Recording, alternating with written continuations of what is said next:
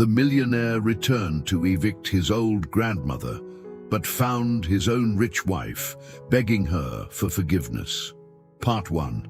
The GPS stopped working 3 miles back, somewhere around the last paved road. Marcus Thornton gripped the steering wheel of his Tesla Model S and tried not to think about what the mud was doing to his custom rims as he navigated the rutted dirt path through the woods of eastern Kentucky. He shouldn't be here. Had 100 better things to do.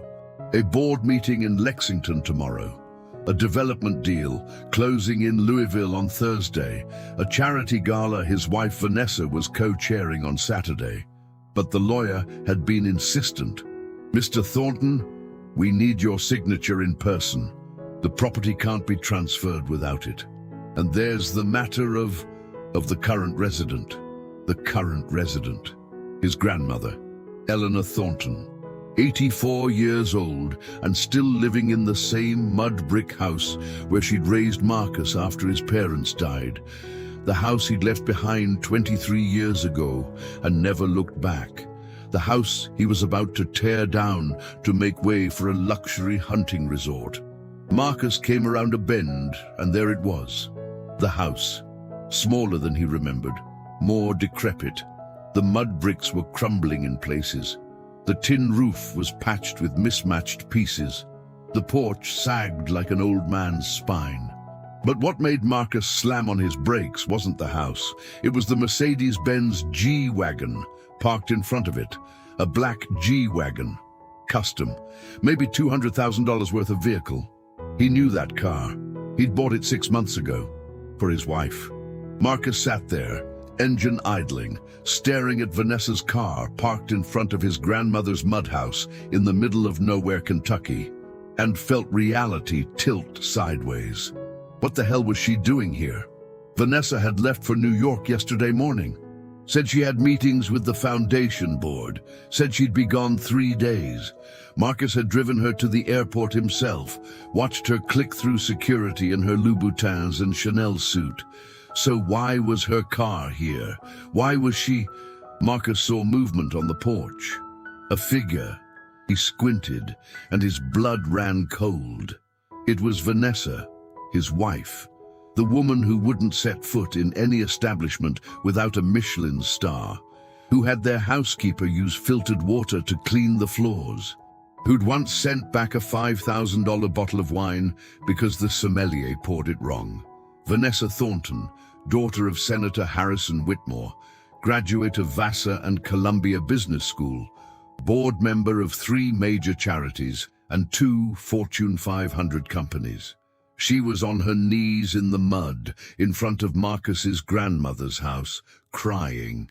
Marcus got out of the Tesla slowly, like he was in a dream. His $2,000 Beluti shoes sank into the mud. He didn't notice. He walked closer, heard Vanessa's voice, broken and desperate in a way he'd never heard it before. "Please, please, I'm begging you. I'll do anything you ask. Just please help me." And then he heard another voice, a voice he hadn't heard in 23 years, but would recognize anywhere. Thin with age, but still carrying that steel underneath, that Appalachian accent that no amount of education had ever quite erased from his own speech when he was tired or drunk. His grandmother's voice. "Child, I've told you 3 times now. I can't help someone who won't tell me the truth, and you've been lying since you drove up here yesterday morning." Marcus stepped onto the porch.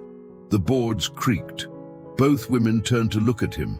His grandmother stood in the doorway, small and ancient, and somehow still formidable. She wore a faded house dress and an apron stained with things Marcus didn't want to identify. Her white hair was pulled back in a bun. Her face was a map of wrinkles, each one telling a story Marcus had never bothered to learn. Her eyes, sharp, knowing, missing nothing, met his.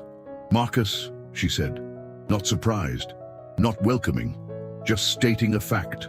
Vanessa was still on her knees. Her designer clothes were covered in mud. Her perfect hair hung in tangles. Her makeup was destroyed by tears. She looked up at Marcus with an expression he couldn't read. Fear. Shame. Desperation. Marcus, Vanessa whispered. I can explain. Explain what? Explain why you're here when you're supposed to be in New York. Explain why you're on your knees begging my grandmother, the grandmother you've refused to meet for 12 years, for something. Marcus, please. What do you want from her? Money? Is that it?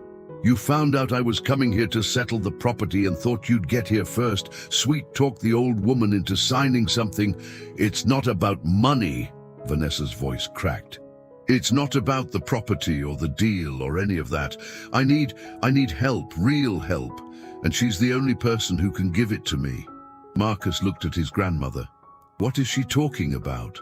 Eleanor Thornton didn't answer, just studied him the way she used to study him when he was 12 years old and lying about where he'd been or what he'd done. The look that saw through everything. You've changed, she said finally. Got taller, got harder, got that look in your eyes like the world owes you something. I didn't come here for a family reunion. No, you came here to tear down my house. I got the papers 2 weeks ago, very official, very legal, giving me 60 days to vacate the property so you can build your fancy resort. It's not personal, it's business. This land has been in the family for generations, but it's not being used. The development will bring jobs to the area, tourism, economic growth. It'll bring rich people from the city who want to play at being country for a weekend, then leave their trash and their contempt behind. I know what your kind of development does. My kind. I'm from here. I grew up in this house. And you couldn't wait to leave it, couldn't wait to forget where you came from. When's the last time you visited, Marcus? When's the last time you called? Marcus felt heat rising in his face. I've been busy, building a business, making something of myself. Making money, you mean? Money and status and all the things you thought this place couldn't give you. This place gave me nothing but poverty and shame. I was the kid whose grandmother made medicine from weeds, whose house didn't have indoor plumbing until I was 10, who wore hand-me-down clothes and ate squirrel when times were tight. You think I wanted to remember that? No, Eleanor said quietly. I don't suppose you did. But you're here now, and so is your wife, and she needs something only I can give her. Marcus turned to Vanessa. She was still on her knees, looking smaller and more broken than he'd ever seen her. What do you need? He asked. Vanessa looked at Eleanor, at Marcus, back to Eleanor. Tell him, Eleanor said, or I won't help you. Truth is the price of entry, girl. You want what I have, you pay with honesty. Vanessa took a shaking breath. I'm dying. The words hung in the air like smoke. Marcus stared at his wife. What? I'm dying. Stage 4 pancreatic cancer. They gave me 6 months, maybe less. The world tilted again. Marcus felt like he was falling. That's not... You can't be... We just had dinner 3 nights ago. You were fine. You were... I've known for 2 months. I didn't tell you because I didn't know how, because I was scared, because I thought maybe if I didn't say it out loud, it wouldn't be real. 2 months. You've known for 2 months and you didn't tell me. I told my father. He's been helping me find specialists, the best oncologists in the country. But they all say the same thing. It's too advanced. The tumors are too aggressive. Chemo might buy me a few extra weeks, but it won't save me. Marcus felt like he couldn't breathe. So what are you doing here? What does my grandmother have to do with any of this? Vanessa looked at Eleanor. She has a reputation. People in Lexington talk about her. The old healer in the mountains who can cure things doctors can't. I didn't believe it at first. Thought it was superstition. But then I met someone at a fundraiser, a woman whose daughter had leukemia, terminal, given 3 months to live. She took the girl to your grandmother, and now 2 years later, the daughter is cancer-free. That's insane. That's not possible. Grandmother, tell her you can't cure cancer with herbs and prayer. Eleanor didn't say anything. Grandmother? I don't cure anything, Eleanor said carefully. I help people. Sometimes that help works. Sometimes it doesn't. But I've been making medicine from these mountains for 60 years. Plants older than your great-great-grandfather. Remedies passed down through generations. Things your fancy doctors don't know because they never bothered to learn. You're talking about folk medicine, placebo effects, not actual treatment for cancer.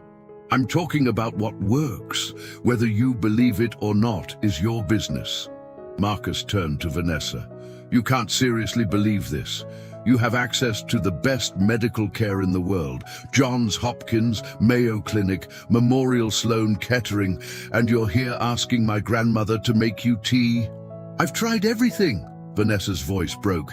Every specialist, every experimental treatment, every clinical trial. Nothing works. The cancer is spreading. I can feel it eating me alive. And I'm terrified, Marcus. I'm 38 years old and I'm dying, and I don't want to die. She was sobbing now, full, broken sobs that shook her entire body. Marcus had never seen his wife cry like this, had never seen her vulnerable or afraid.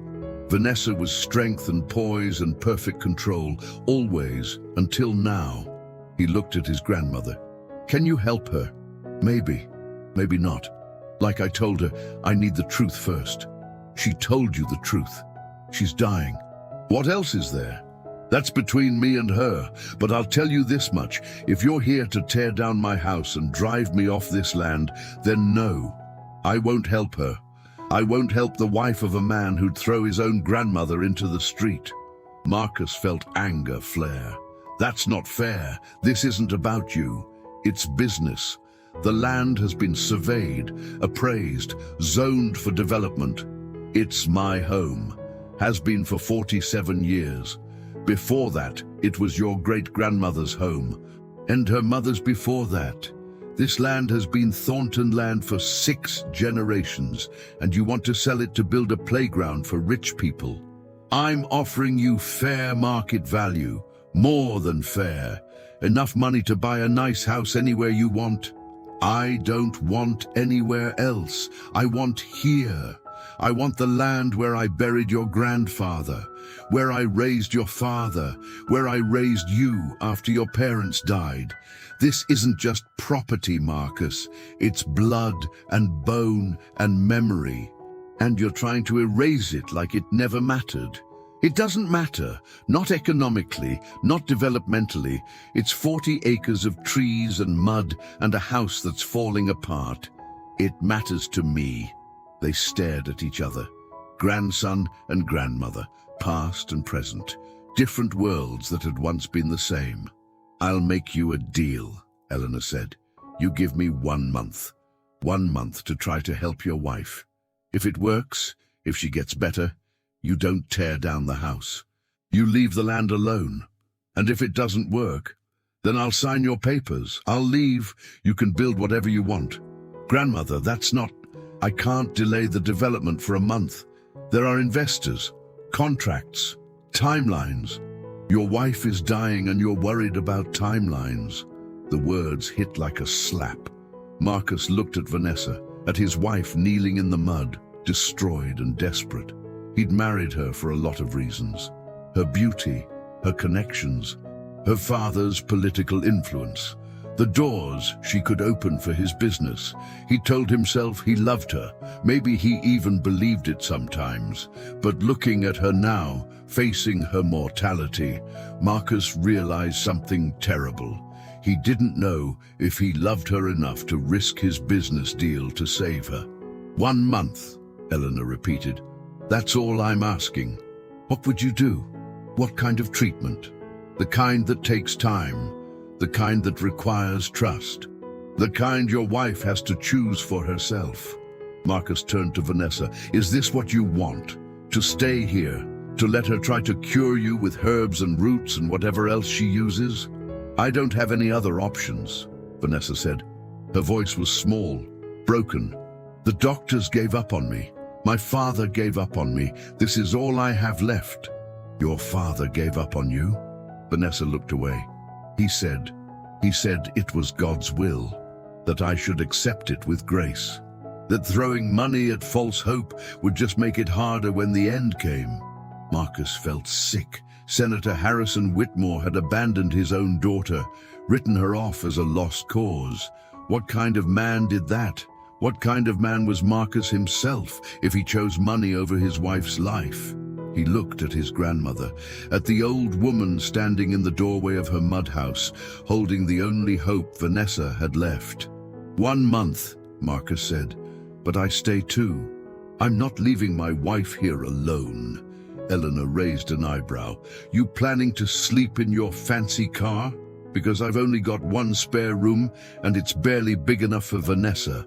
Then I'll get a hotel. There's got to be something in town. Nearest hotel is 45 minutes away, and they've got bed bugs.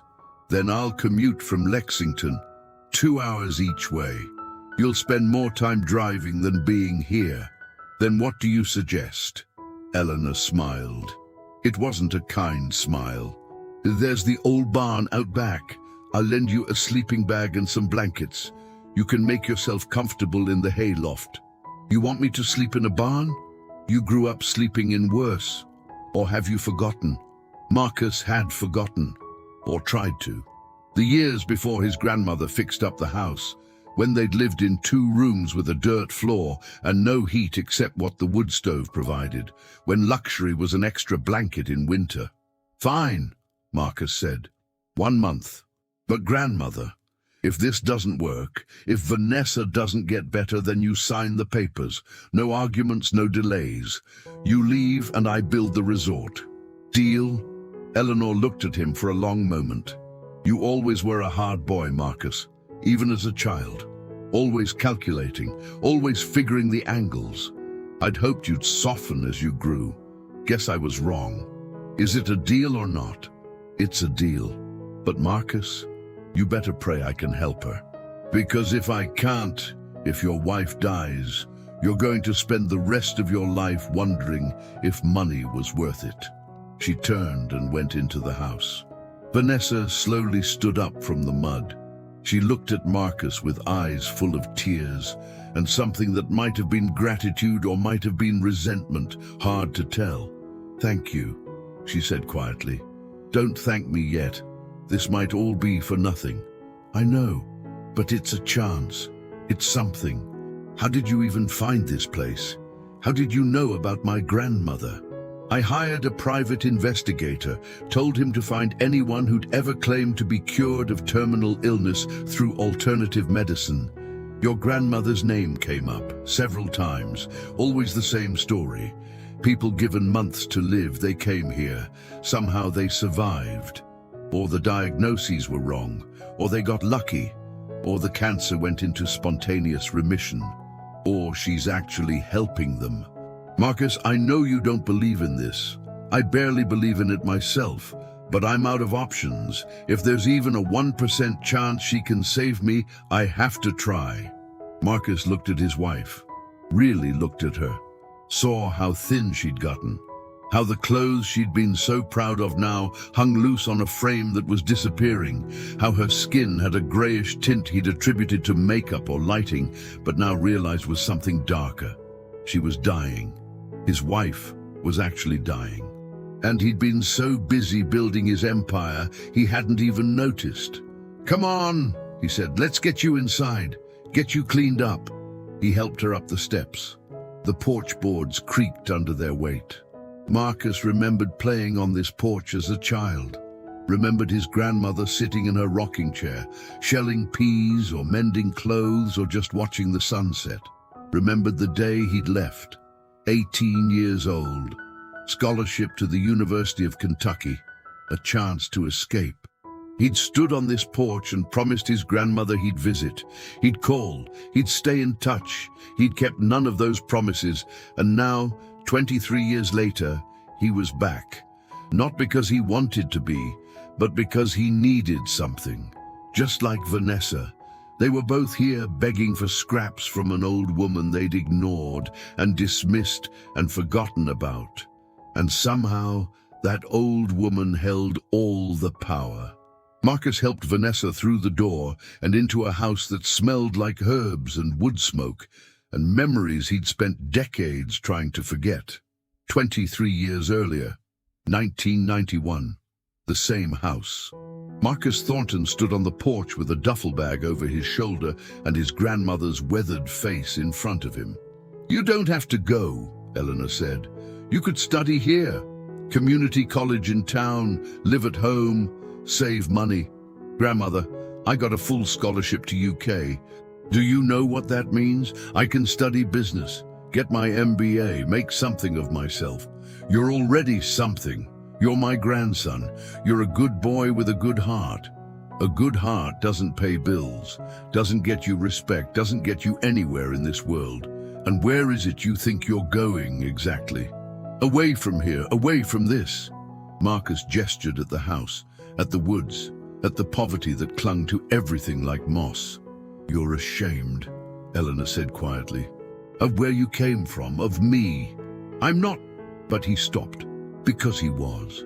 He was ashamed of the mud house and the grandmother who made medicine from weeds and the life that felt small and backwards and stuck. "It's okay to want more," Eleanor said. "I wanted more for your daddy too, but Marcus, don't forget where you came from. Don't forget the people who loved you when you had nothing else." "I won't forget. I'll call, I'll visit. I promise." Another lie. He'd meant it when he said it. But meaning something and doing it were different things. "Go on then, bus doesn't wait." Marcus had hugged his grandmother, felt how small she was, how fragile. She was 61 then, but she seemed ancient to his 18-year-old eyes. "I love you, grandmother. I love you too, baby. Be good, be kind. Don't let the world make you hard." He'd left. Walked down that same muddy road to the county road where the greyhound would pick him up. He'd looked back once, seen his grandmother standing on the porch, hand raised in goodbye. He'd turned away, and he hadn't looked back again, not in 23 years, until today, present day, inside the house. The interior of the house was exactly as Marcus remembered and completely different. The same worn furniture, the same faded rugs, the same wood stove in the corner. But it felt smaller, shabbier, like time had shrunk it, or maybe Marcus had just gotten used to bigger things. Eleanor led them to the spare room. It was tiny, maybe 10 feet by 8 feet. A narrow bed, a small dresser, a window that looked out at the woods. "Bathroom's down the hall," Eleanor said. "Water's not hot unless you light the water heater, so if you want a bath, you'll need to tell me an hour ahead. There's clean towels in the closet." Vanessa looked around the room like she'd landed on another planet. Marcus understood. Vanessa's closet in their Lexington penthouse was bigger than this entire room. "Thank you," Vanessa said quietly. I appreciate this." "We'll start tomorrow," Eleanor said. "For tonight, you rest, eat something, get clean. We'll talk about treatment in the morning." "What kind of treatment? What will you do?" "That depends on what you tell me. The truth I mentioned, I need all of it. Where the cancer started, how it's spreading, what you've tried already. But more than that, I need to know about you, your life, your habits, your heart." "My heart? Sickness doesn't just live in the body, child. Sometimes it lives in the spirit. Sometimes it lives in the things we carry that we shouldn't. Old pain, old anger, old guilt. You want to heal, we have to look at all of it." Vanessa nodded slowly. "Okay, I'll tell you everything." "Good. Now get some rest. Marcus, help me in the kitchen." Marcus followed his grandmother out of the room. Down the narrow hallway to the kitchen. It was small, outdated, with appliances that looked like they'd been old when Carter was president. Eleanor started pulling things from cabinets, jars of dried plants, roots, powders that looked like they could be anything. "You're really going to do this?" Marcus asked. "Try to cure her with herbs?" "I'm going to try to help her. Whether she gets cured or not is up to her body and the Lord." "You can't seriously believe." "What I believe doesn't matter. What matters is whether it works. And Marcus, I've seen it work more times than you'd ever believe. Show me proof, studies, clinical trials, anything scientific. Science doesn't measure everything. Some things you have to see to believe. That's not how medicine works. Your medicine, maybe, but there's more than one kind of medicine in this world. Marcus watched his grandmother work. Her hands moved with practiced efficiency, measuring, mixing, creating something from nothing. He'd watched her do this as a child, make salves for cuts, teas for colds, poultices for infections. He'd thought it was magic then. Now he thought it was delusion. But Vanessa was dying. And if there was even a chance, however small, however unlikely, that his grandmother could help. "Why are you doing this?" Marcus asked. "I'm here to tear down your house, force you off your land. Why would you help my wife?" Eleanor stopped working, looked at him with those sharp eyes. "Because she asked. Because she's desperate. Because no matter what you've done, no matter how far you've strayed, you're still my grandson. And that makes her family. Family. You say that like it means something. It does mean something. Or it should. Maybe you've forgotten that in your fancy life, but I haven't. I didn't forget. I had to leave, had to become someone different. You became richer, not different. The boy I raised is still in there somewhere. He's just buried under a lot of expensive suits and pride. You don't know me anymore. I know you well enough. Know you're standing in my kitchen with your dying wife in the next room, and you're more worried about your business deal than her life." The words hit like a punch. "That's not fair, isn't it? You made a deal with me. 1 month to help Vanessa. But you're already counting the days, aren't you? Already calculating what it'll cost you in time and money. Already planning how fast you can get her out of here and back to your real life. My real life is important. More important than her life?" Marcus opened his mouth, closed it. He had no good answer. "That's what I thought," Eleanor said. She went back to her mixing. "Go on, get your things from the car, get settled in the barn. Dinner's at 6. Don't be late." Marcus left the kitchen, walked out to his Tesla, started unloading his luggage. A week's worth of clothes, his laptop, his phone charger, everything he needed to maintain his business while stuck here. He carried it all to the barn his grandmother had mentioned. It was old, weathered, probably hadn't housed animals in 20 years. The hayloft was accessible by a ladder nailed to the wall. Marcus climbed up, found a space that was relatively clean, spread out the sleeping bag and blankets his grandmother had left. It smelled like dust and old hay and poverty. Marcus sat down on the sleeping bag and pulled out his phone. No signal, of course not. They were in the middle of nowhere. He'd have to drive into town to check emails, make calls, keep his business running while his wife tried not to die. The absurdity of it all hit him like a wave. 3 days ago, his biggest worry was whether the hunting resort investors would accept his revised proposal. Now his wife was dying, and he was sleeping in a barn, and his entire carefully constructed life was collapsing around him. Marcus lay back on the sleeping bag, stared at the barn ceiling, tried not to think about Vanessa's grey skin, or her desperate tears, or the fact that in 6 months he might be a widower, tried not to think about his grandmother's words. More important than her life. Was it? Was his business, his money, his status more important than Vanessa's life? He wanted to say no, wanted to believe he was better than that. But lying there in the barn, where he'd played as a child, surrounded by memories of poverty he'd spent 23 years escaping, Marcus wasn't sure. He wasn't sure of anything anymore. Dinner, 6 p.m. The kitchen table was small, meant for 2 or 3 people at most. Marcus, Vanessa, and Eleanor sat squeezed around it, eating food that Eleanor had prepared. Cornbread, beans, greens, simple food, poor food. Marcus hadn't eaten food like this in years. His diet was catered meals and restaurant cuisine and organic everything. But he had to admit it tasted good, better than good. It tasted like childhood, like safety, like home. Vanessa picked at her food. She looked exhausted, hollow. "You need to eat," Eleanor said gently. "Can't fight sickness on an empty stomach." I'm not hungry. The cancer, it makes everything taste wrong. I know, but you still need to try. Vanessa took a small bite of cornbread, chewed slowly, swallowed with obvious effort. Tell me about yourself, Eleanor said. Where you grew up, how you met Marcus, what your life looks like. Vanessa glanced at Marcus. He nodded slightly. I grew up in Lexington, Vanessa said. My father is Senator Harrison Whitmore. My mother died when I was 8. Cancer, actually. Breast cancer. Eleanor made a soft sound. I'm sorry. I barely remember her. Just fragments.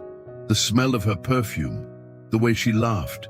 My father remarried when I was 10. Elizabeth, she was fine.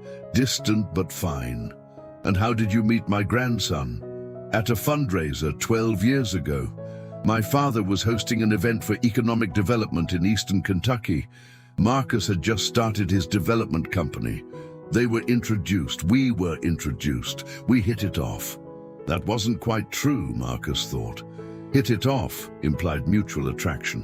What had actually happened was that Marcus had seen Vanessa, beautiful, connected daughter of a senator, and seen an opportunity.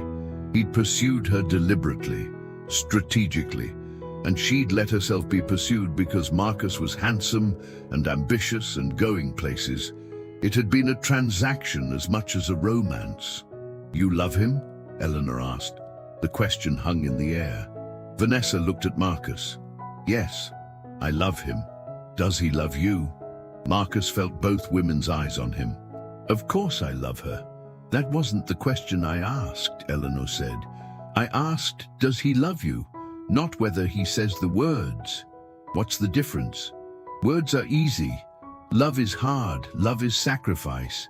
Love is putting someone else first even when it costs you. I put Vanessa first. Do you?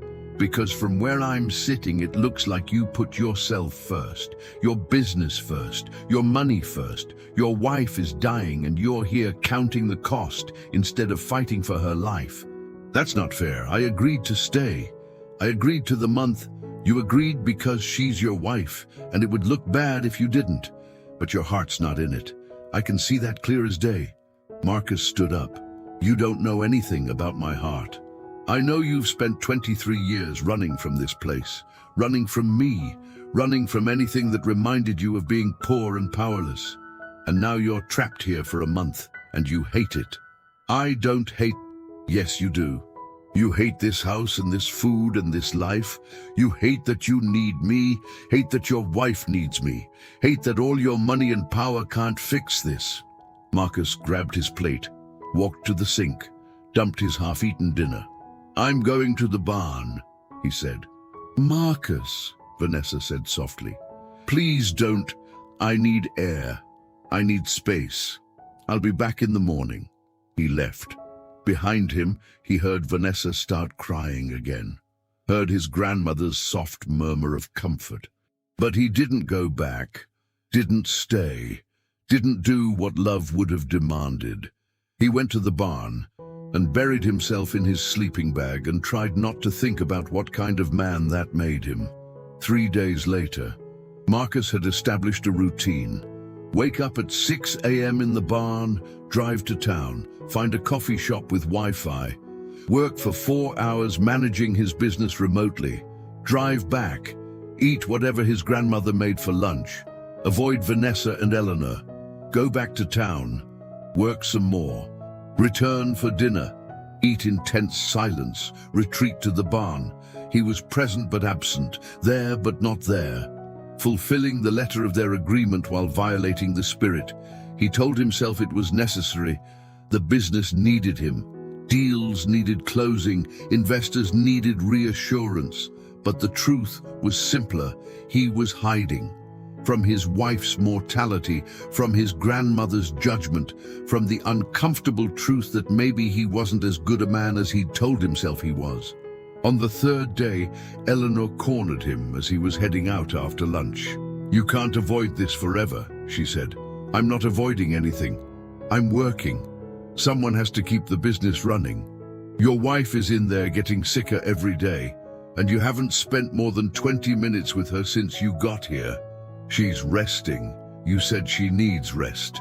She needs you. She needs her husband. I don't know how to help her. I'm not a doctor. I'm not a healer. I'm just me. That's all she needs. Just you, present, paying attention, caring. I do care. Then show it. Sit with her, talk to her, hold her hand. Do the things a husband does when his wife is dying. She's not dying. You're supposed to be curing her. Eleanor sighed.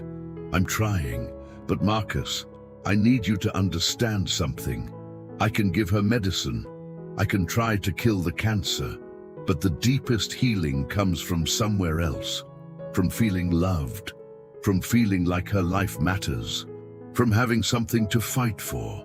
She knows I love her. Does she? Because you haven't said it since you got here, haven't touched her except to help her up the stairs, haven't looked at her like she's more than an inconvenience in your schedule. The words stung because they were true.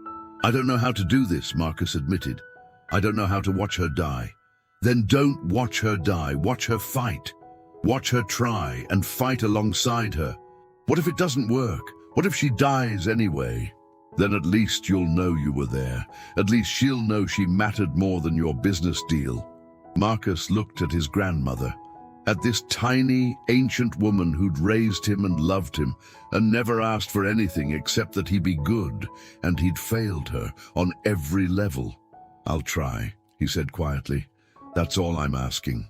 Marcus went back into the house, found Vanessa in her room, sitting by the window, looking out at the woods. She looked thinner, grayer, like she was slowly fading into a ghost. Can I come in? Marcus asked. Vanessa turned, looked surprised. Of course. He sat on the edge of the bed. They'd barely touched since arriving, barely spoken except in practical terms.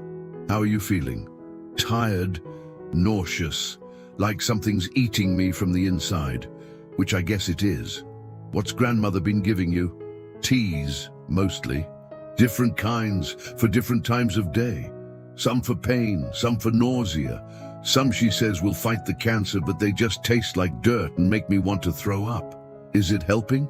I don't know. It's only been 3 days.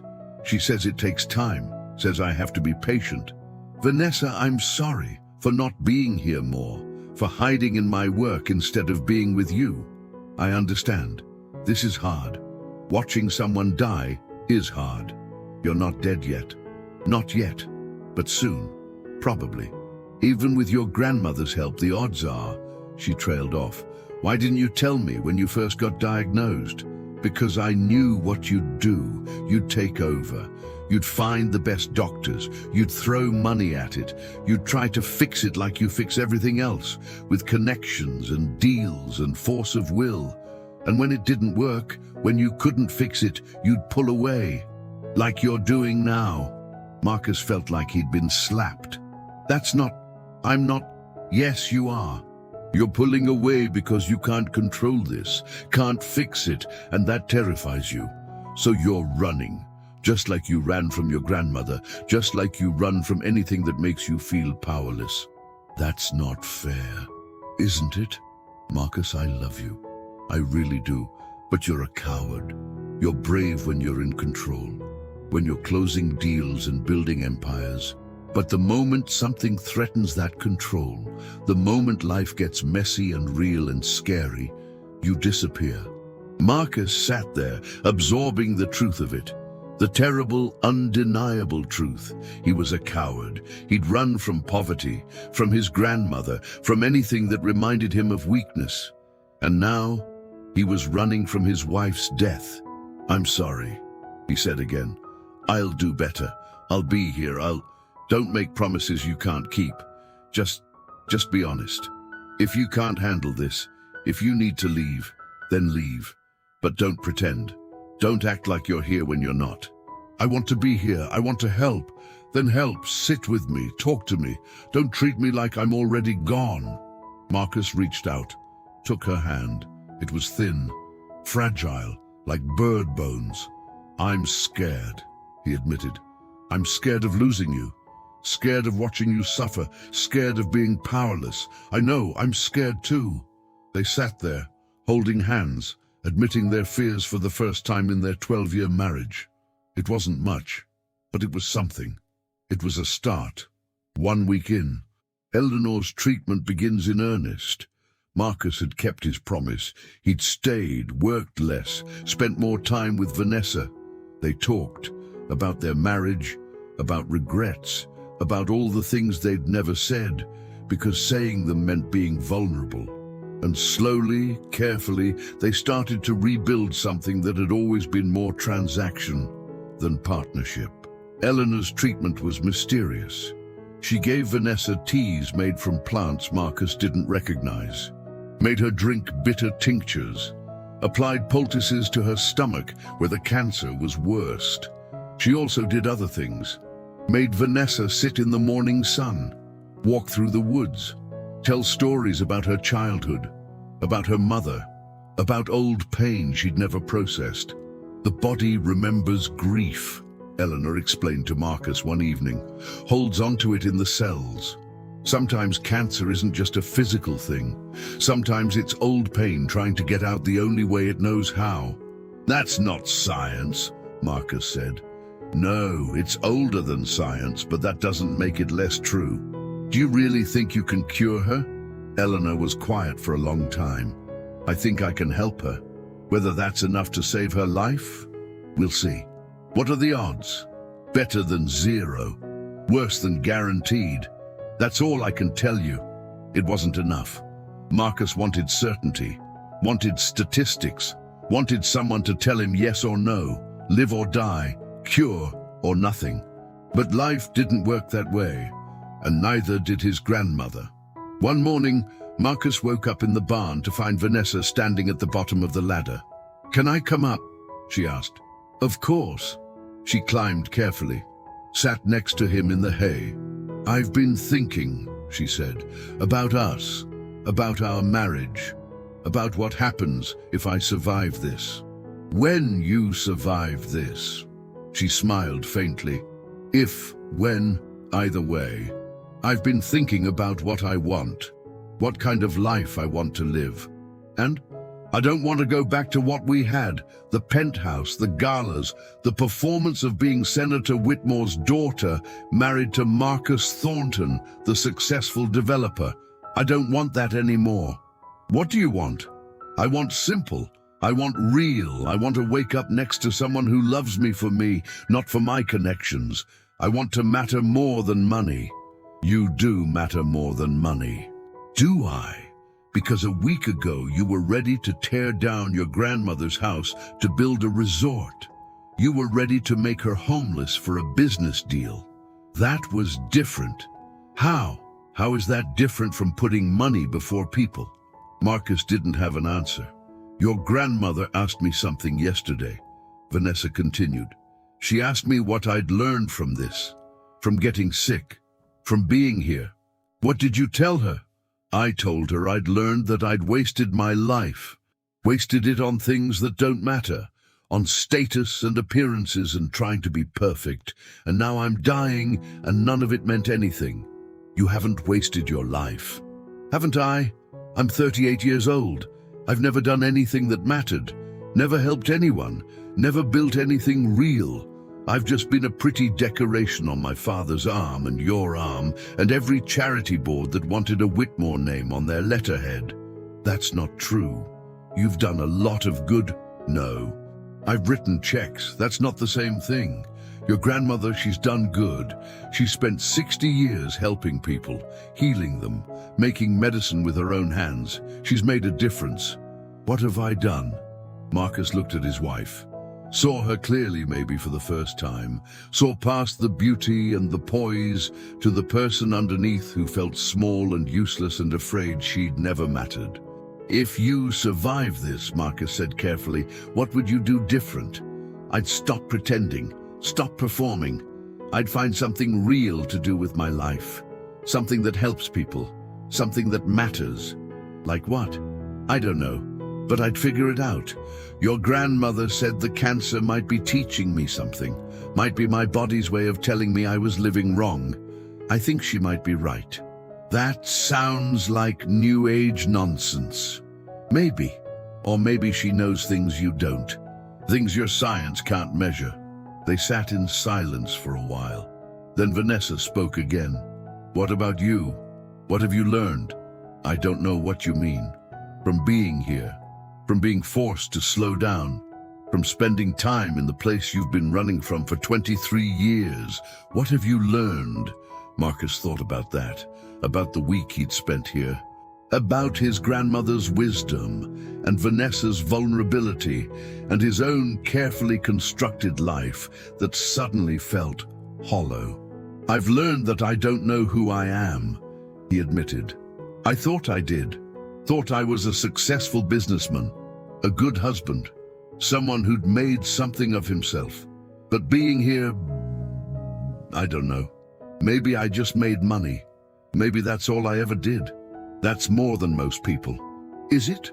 Or is it just being good at something that doesn't matter? Vanessa leaned her head on his shoulder. We're quite a pair, aren't we? Both of us realizing our lives might have been for nothing. It's not nothing. Then what is it? Tell me. What have we built that will last? What have we done that matters? Marcus couldn't answer. Because looking at it honestly, looking at their 12-year marriage and his 23-year career, he wasn't sure they'd built anything that would last beyond their lifetimes. Maybe it's not too late, he said. Maybe we can still build something real. If I survive. When you survive. You're very confident for someone whose business deal depends on me not surviving. The words were like ice water. What? Your deal with Eleanor. I survive, you don't get to build the resort. I die, you get your business deal. You have a financial incentive for me to die. I didn't think of it like that. Didn't you? Even a little. Didn't some part of you calculate the odds and think, if she dies, I can still salvage this? Marcus wanted to deny it, wanted to say no, never. The thought had never crossed his mind. But it had. 3 days ago, late at night. He'd done the math. Vanessa dies, Eleanor signs the papers, development moves forward, investors stay happy. He'd thought it and hated himself for thinking it. I'm sorry, he said. Don't be, I understand. Money is what you know. It's how you measure value. It's the only language you're fluent in. That's not fair, isn't it? Marcus, I love you, but I also see you clearly, maybe for the first time. And what I see is a man who's very good at making money and very bad at everything else that matters. She stood up, climbed down the ladder, left him sitting in the hay, destroyed by the truth. 2 weeks in, the turning point. Vanessa was getting worse. Despite Eleanor's treatments, despite the teas and poultices and long walks in the woods, the cancer was spreading. She was thinner, weaker, could barely keep food down. Eleanor worked tirelessly, trying new combinations of plants, adjusting dosages, praying over her treatments. But it wasn't working. Marcus called her doctors in Lexington. How much time does she have? Hard to say. Weeks, probably. Maybe a month if she's lucky. But Mr. Thornton, she should be in hospice, getting proper pain management. This folk medicine nonsense isn't helping her. What if we tried chemo again? Radiation, surgery? It's too late for that. The cancer is too advanced. We'd just be making her last weeks more painful. So there's nothing you can do. I'm sorry, no. Marcus hung up, sat in his Tesla in the town parking lot, put his head on the steering wheel and cried. His wife was dying. His grandmother's medicine wasn't working. And in a few weeks, he'd be a widower. And then what? He'd sign the papers, build the resort, tear down his grandmother's house. He'd win the business deal and lose everything that mattered. Marcus drove back to the house, found his grandmother in the garden, collecting plants. It's not working, he said. She's getting worse. I know. So what do? Do we stop? Do we take her to hospice? We keep trying. For how long? Until she's dead? Until you've exhausted every herb in these mountains? Until she tells me to stop? Until she's ready to give up? But not before. Grandmother, she's suffering. Every day she's in pain. Maybe we should let her go peacefully. Eleanor stood up, looked at him with those sharp eyes. You want to let her go? Or you want to get this over with so you can move on with your business deal? I'm not, aren't you? Marcus, I know you. Know how you think? Your wife dying is an inconvenience, a delay in your plans. Part of you wishes it would just happen already so you could stop pretending to care. I do care. Then prove it. Stop counting the cost. Stop calculating the odds. Stop treating this like a business negotiation. Your wife is dying. Be her husband, not her business partner. I don't know how. The words tore out of him, raw, honest. I don't know how to be a husband to someone who's dying. I don't know how to sit there and watch her fade. I don't know how to hold her hand while she's in pain and not be able to fix it. I don't know how to love someone without controlling everything. I don't know how. Eleanor's expression softened. I know, baby, I know it's hard, but you learn by doing. You sit with her even when it hurts. You hold her hand even when you can't fix anything. You love her even when it costs you everything. That's what love is. What if I can't? What if I'm not capable of that kind of love? You'll live with that regret for the rest of your life. And trust me, that's a heavy burden to carry. Marcus looked at his grandmother. Do you ever regret loving me, even after I left and never came back? No, never. Why not? Because love isn't conditional. Isn't something you do because you expect something back. I loved you because you were mine, because you needed me. Because loving you was the right thing to do. I don't deserve that kind of love. No one does. That's why it's called grace. Marcus went into the house, found Vanessa in her room, lying in bed, too weak to sit up. He sat next to her, took her hand. I'm sorry, he said, for everything, for not being the husband you needed, for putting business before you, for being a coward. I know, Vanessa said. Her voice was barely a whisper. I don't know how to fix this. Don't know how to save you. But I'm here. I'm staying. Whatever happens, I'm not running anymore. Thank you. They sat there, holding hands, as the afternoon light faded to evening. And for the first time since arriving, Marcus wasn't calculating the cost or counting the days or planning his next move. He was just present, just there, just loving his wife the only way he knew how, by staying. 3 weeks in, the miracle begins. On the 21st day, something changed. Vanessa woke up hungry, real hunger. Not the forced eating she'd been doing, but actual wanting food. Eleanor made her soup, cornbread, greens. Vanessa ate 2 bowls. I feel better, she said. I don't know why, but I feel better. Eleanor checked her pulse, looked at her eyes, touched her forehead. The fever's breaking, she said. The treatments are working. How do you know? I know. Over the next few days, Vanessa got stronger, could sit up without help, could walk to the bathroom, could stay awake for more than an hour at a time. The gray in her skin was fading. Color was returning. Marcus didn't dare hope, didn't want to believe it could be real. But Vanessa was getting better, undeniably better. On day 25, Eleanor said, I want to take you to town, get you checked by a real doctor, see what they say. They drove to the county hospital, saw an oncologist, ran tests. The doctor came back with results that made no sense. The tumors are shrinking, she said. I don't know how, I don't know why, but they're definitely smaller than they were 3 weeks ago. How much smaller? Marcus asked. 40%, maybe more. This is unprecedented.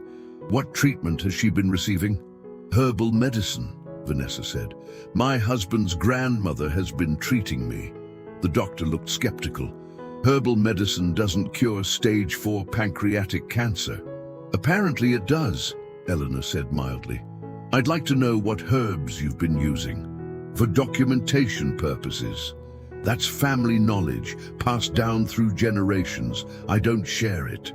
But if it's working, If it could help other patients, then those patients can come see me, but I'm not turning my life's work into a clinical trial for your hospital." The doctor looked frustrated but didn't argue. On the drive back, Vanessa was crying. Happy tears this time. "I might actually survive this," she said. "I might actually live." "You will live," Eleanor said firmly. "But you're not out of the woods yet. We keep treating, keep fighting. Don't get complacent." "How long?" "Another month at least, maybe 2, until the cancer is completely gone." Marcus felt something crack in his chest. Relief, joy, hope. His wife was going to live, but that meant he'd lost his business deal. His month was almost up. Vanessa was surviving, which meant he'd promised not to tear down his grandmother's house. The resort deal was dead. He'd have to tell the investors, lose the development rights, watch millions of dollars disappear. And somehow, sitting in the car with his wife crying tears of joy and his grandmother smiling quietly in triumph, Marcus realized something. He didn't care. The money didn't matter. The deal didn't matter. None of it mattered compared to Vanessa's life. He'd spent 23 years building an empire, and in 3 weeks, he'd learned it was all worthless compared to the people he loved. "Thank you," he said to his grandmother. "I don't know how you did it, don't understand the medicine, but thank you for saving her." "Don't thank me yet," Eleanor said. "We've got a long road ahead. And Marcus, you've got some decisions to make." "I know. The resort deal. I'm not talking about the resort. I'm talking about who you want to be. What kind of life you want to live. What kind of man you want to become." "I don't understand." "You will. Give it time." They drove back to the house in silence.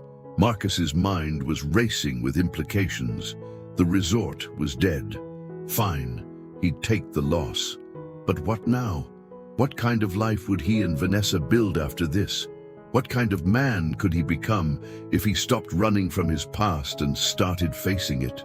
Marcus didn't have answers, but for the first time in 23 years, he was willing to ask the questions. 4 weeks in, the choice. On day 28, Marcus's lawyer called. "Marcus, the investors are getting nervous. You've been gone almost a month, radio silent. They're talking about pulling out of the deal." "Let them pull out." "What?" "Marcus, this is a $50 million development. You can't just, 'I can and I am.' Tell them the deal is off. The land isn't available for development." "But your grandmother agreed." "No. She agreed if my wife died. My wife isn't dying, she's getting better, which means the deal is dead." "Marcus, think about this. You've spent 2 years putting this together. You'll lose everything you've invested." "I know, it's fine. I'll take the loss." "What about your company, your reputation, I'll figure it out. But the land stays with my grandmother." End of discussion. Marcus hung up, felt lighter than he had in years. He found Eleanor in the garden. "I called off the deal," he said. "The resort is dead. You get to keep your house, your land, all of it." Eleanor looked at him carefully. "What made you change your mind?" "Vanessa, you, this place, I don't know, everything. I just realized the money wasn't worth it." "And what will you do now, without your big development deal?" "I don't know. Figure something else out. Build something different, something that matters." "That sounds nice, but Marcus, it's easy to make promises when your wife is recovering, harder to keep them when you're back in your real life. When the pressure's on and the money's tight and the old habits start calling." "I know, but I want to try. Want to be better than I was." "Then prove it. Don't just say the words. Do the work." "How?" "Start by staying, not just for another week. Really staying. Get to know this place again, get to know me again. Learn what you ran from. Face what you've been avoiding. I have a business to run, which you can run from anywhere. You've been doing it from here for 4 weeks. What's another month?" "Another month?" "Vanessa needs to keep getting treatment, needs to stay here until the cancer is completely gone. That's another 6 to 8 weeks at least. So stay. Be her husband, be my grandson. Learn who you are when you're not performing for investors and clients. Marcus looked at his grandmother, at the challenge in her eyes. Okay, he said, I'll stay. Good. Now come help me in the garden. These weeds aren't going to pull themselves. Marcus followed his grandmother into the garden, got on his hands and knees in the dirt, pulled weeds next to the woman who'd raised him. It felt like coming home, like finding something he'd lost and never known was missing. They worked in comfortable silence for a while. Then Eleanor spoke. Your wife came to me yesterday, asked me something. What? Asked if I'd teach her how to make medicine, how to identify plants, how to heal people the way I do. What did you tell her? I told her it takes years to learn, takes patience and humility and a willingness to start from nothing. Asked her if she was really ready for that. And she said yes. Said she wanted to learn something real, something that mattered, something she could use to help people instead of just writing checks. Marcus smiled. That sounded like the new Vanessa, the one who'd emerged from facing death, the one who wanted more than status and appearances. Will you teach her? If she's serious, yes. But Marcus, it means staying here, living here for at least a year, maybe more. Can you handle that? Living here? In this house? Or you could build something nearby. A cabin, something small and simple. Not a mansion, just a place to live while you learn what matters. Marcus thought about it. About leaving Lexington. About closing the development company or selling it or letting someone else run it.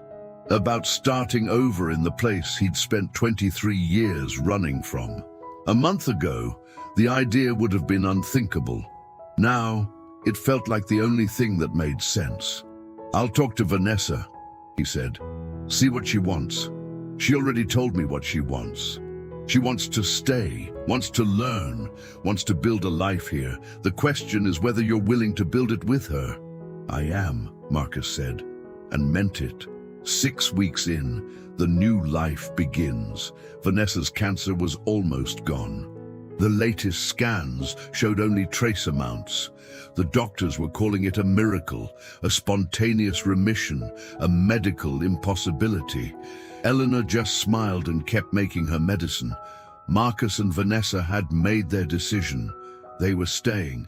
Not forever, maybe, but for now, for as long as it took to learn what they'd come here to learn. Marcus had sold his development company, taken a huge loss.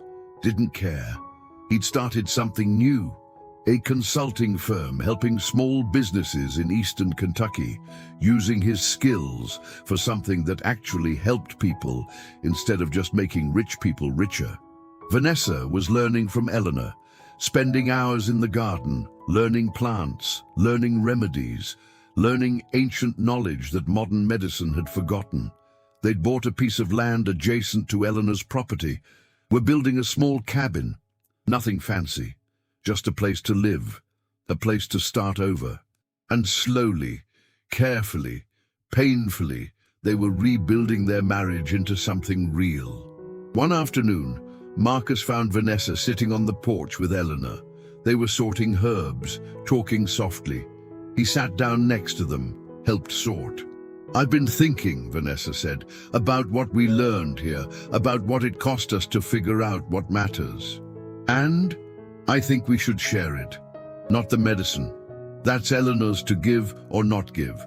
But the story. Our story. About how we almost lost everything and found it here. Why? Because there are other people like us. People who've built their lives on the wrong foundation. Who think money and status matter more than people. Who need to wake up before it's too late. You want to write a book? Maybe. Or start a foundation, something that helps people see what we couldn't see until cancer forced us to look. Marcus thought about that, about using their story to help others avoid their mistakes. I like it, he said. We could call it, I don't know, the Thornton Foundation for what? Eleanor asked. What would you help people with?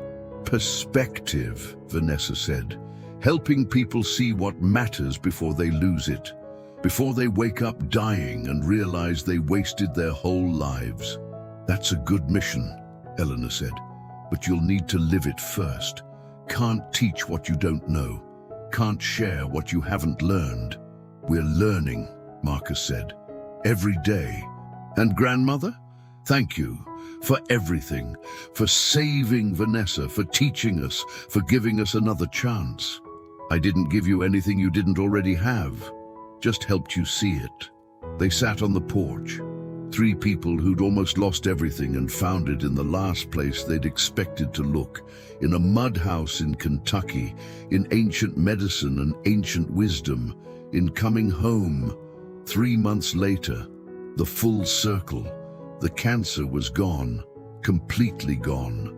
Vanessa's doctors in Lexington had no explanation, called it a miracle, a statistical impossibility, the kind of thing that happens once in a million cases.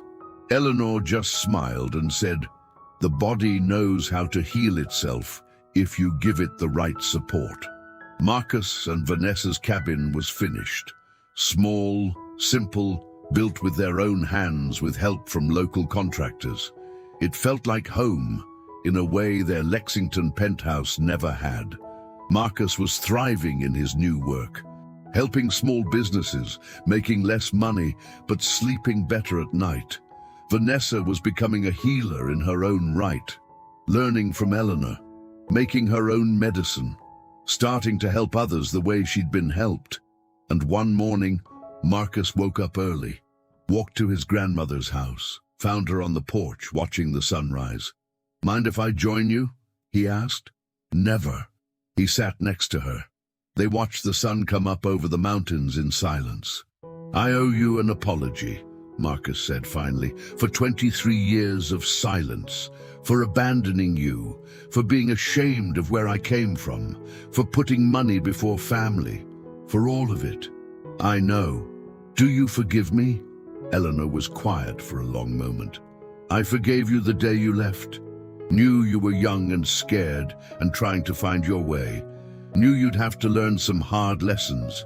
Just hoped you'd learn them before it was too late. I almost didn't. If Vanessa hadn't gotten sick, if we hadn't come here, I would have torn down your house and never looked back. Would have spent the rest of my life being the man I became instead of the man you raised me to be. But you didn't. You came back. You learned. You changed. That's all that matters. I want to make it right. The years I missed, the time we lost. I want to..." "You can't make it right, Marcus. Can't undo the past, but you can build a better future. Can be here now. Can choose differently from here forward. I will. I am. Every day. I know, baby, I see it." They sat in comfortable silence. Then Marcus spoke again. "Vanessa wants to have a baby." Eleanor smiled. "Does she now?" "Says she wants to raise a child here, in this place, with these values. Wants to teach them what you taught me, what you're teaching her." "And what do you want?"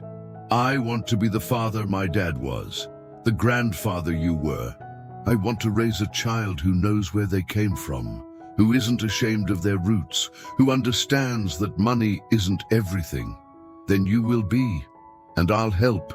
If I'm still around when the baby comes, you'll be around. You're too stubborn to die." Eleanor laughed. "Maybe so, maybe so." The sun finished rising. The day began. And Marcus Thornton, who'd spent 23 years running from home, sat on his grandmother's porch and realized he'd finally found what he'd been looking for all along. Not money, not status, not success, but family, love, home. The things that were there all along, waiting for him to stop running and see them. Epilogue. 2 years later, the Thornton Foundation's first community center opened in the same county where Marcus had grown up. It offered business mentoring, healthcare education, and apprenticeships in traditional medicine. Eleanor taught classes there twice a week, sharing 60 years of healing knowledge with anyone willing to learn. Vanessa had become a full healer in her own right. had helped dozens of people recover from illnesses their doctors called incurable. And Marcus had found his calling, not building resorts for the wealthy, but building community infrastructure for the poor, schools, clinics, community centers, using his skills to lift people up instead of exploiting them. Their daughter, Eleanor Rose Thornton, was born on a spring morning in their cabin, delivered by her great-grandmother's hands using medicine as old as the mountains. She was beautiful, healthy, perfect. And as Marcus held his daughter and looked at his wife and his grandmother, he thought about the man he'd been 3 years ago. The man who'd come to evict his grandmother, who'd valued money over family, who'd spent 23 years running from home. That man was gone. In his place was someone better, not perfect, not without flaws, but trying every day to be the man his grandmother had raised him to be, to honor where he came from instead of hiding from it, to build something that mattered instead of just making money, to love instead of control. It had taken his wife almost dying to teach him these lessons, but he'd learned them. And he'd spend the rest of his life grateful for the second chance he'd been given. "Welcome home, baby," Marcus whispered to his daughter. "Welcome home." The call came on a Tuesday morning in late September, 2 years after Vanessa's miracle cure. Marcus was in the Thornton Foundation office, a converted storefront in downtown Hazard, Kentucky, reviewing applications for their small business mentorship program when his phone rang. Unknown number, local area code. Marcus Thornton. "Is this the grandson of Eleanor Thornton, the healer?" The voice was male, cultured, with an accent Marcus couldn't quite place. Vaguely European. "Yes. Who's calling?" "My name is Dr. Victor Castellano. I'm a thoracic surgeon at Massachusetts General Hospital. I'm calling about your grandmother. I need to see her as soon as possible." Marcus felt his stomach tighten. "Is this about a patient?" "It's about my daughter. She's dying. And I've been told your grandmother might be able to help." "What's wrong with your daughter?" There was a long pause. "Anorexia nervosa. She's 18 years old, weighs 82 pounds. Her organs are failing. She's been hospitalized 4 times in the last year. Every treatment has failed. Every intervention has made things worse. And now," his voice cracked, "now she's dying, and I don't know how to save her." Marcus closed his eyes. He'd heard variations of this story 100 times in the past 2 years. Desperate people, terminal diagnoses, last-ditch hope in an old woman's mountain medicine. "Dr. Castellano, my grandmother doesn't cure eating disorders. She works with physical illnesses, cancer, infections, chronic pain. What you're describing is psychiatric." "I know what it is. I'm a doctor, Mr. Thornton. I've consulted with the best psychiatrists in the country, the best eating disorder specialists. Everyone says the same thing. She's too far gone. Her heart is too weak. Her body is too damaged. Even if we could get her to eat, the refeeding would probably kill her. They're telling me to prepare for the worst." "I'm sorry, I really am. But I don't think... I was told your wife was dying of stage 4 pancreatic cancer.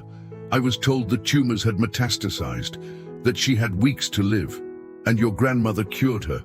Completely. How? I don't know how. My grandmother doesn't explain her methods. She helps people. Then let her help my daughter. Please, I'm begging you. I'm a surgeon. I save lives for a living. But I can't save my own daughter. And your grandmother is the only person left who might be able to." Marcus thought about Vanessa, about how desperate she'd been, how terrified, how the doctors had given up on her, how his grandmother had saved her anyway. "Where are you now?" "Boston, but I can be on a plane today." "We can be there tomorrow morning." "Dr. Castellano, my grandmother is 86 years old. She doesn't take every case that comes to her. She evaluates people, decides if she can help, and sometimes she says no. Then let me come so she can evaluate my daughter. That's all I'm asking, a chance." Marcus sighed. Give me your contact information.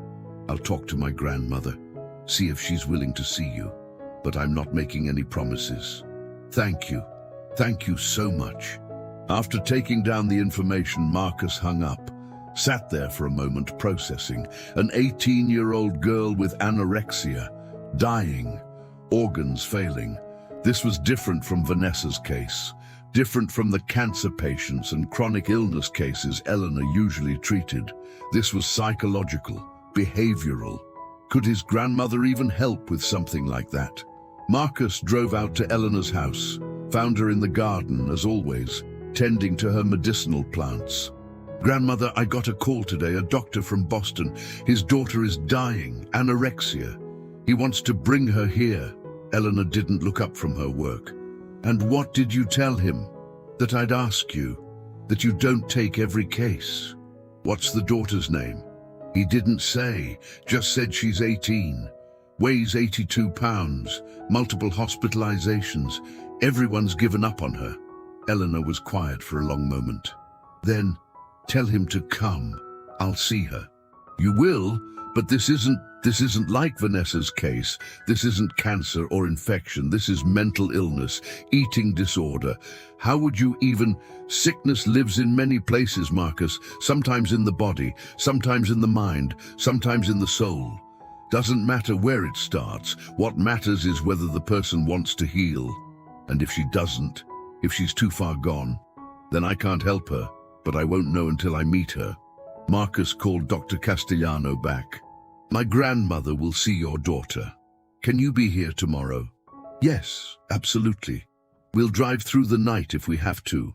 There's one thing you need to know. My grandmother doesn't charge for her services, but she does require complete honesty. If you lie to her, if you hide anything, she won't help you. Understood? Understood. Good.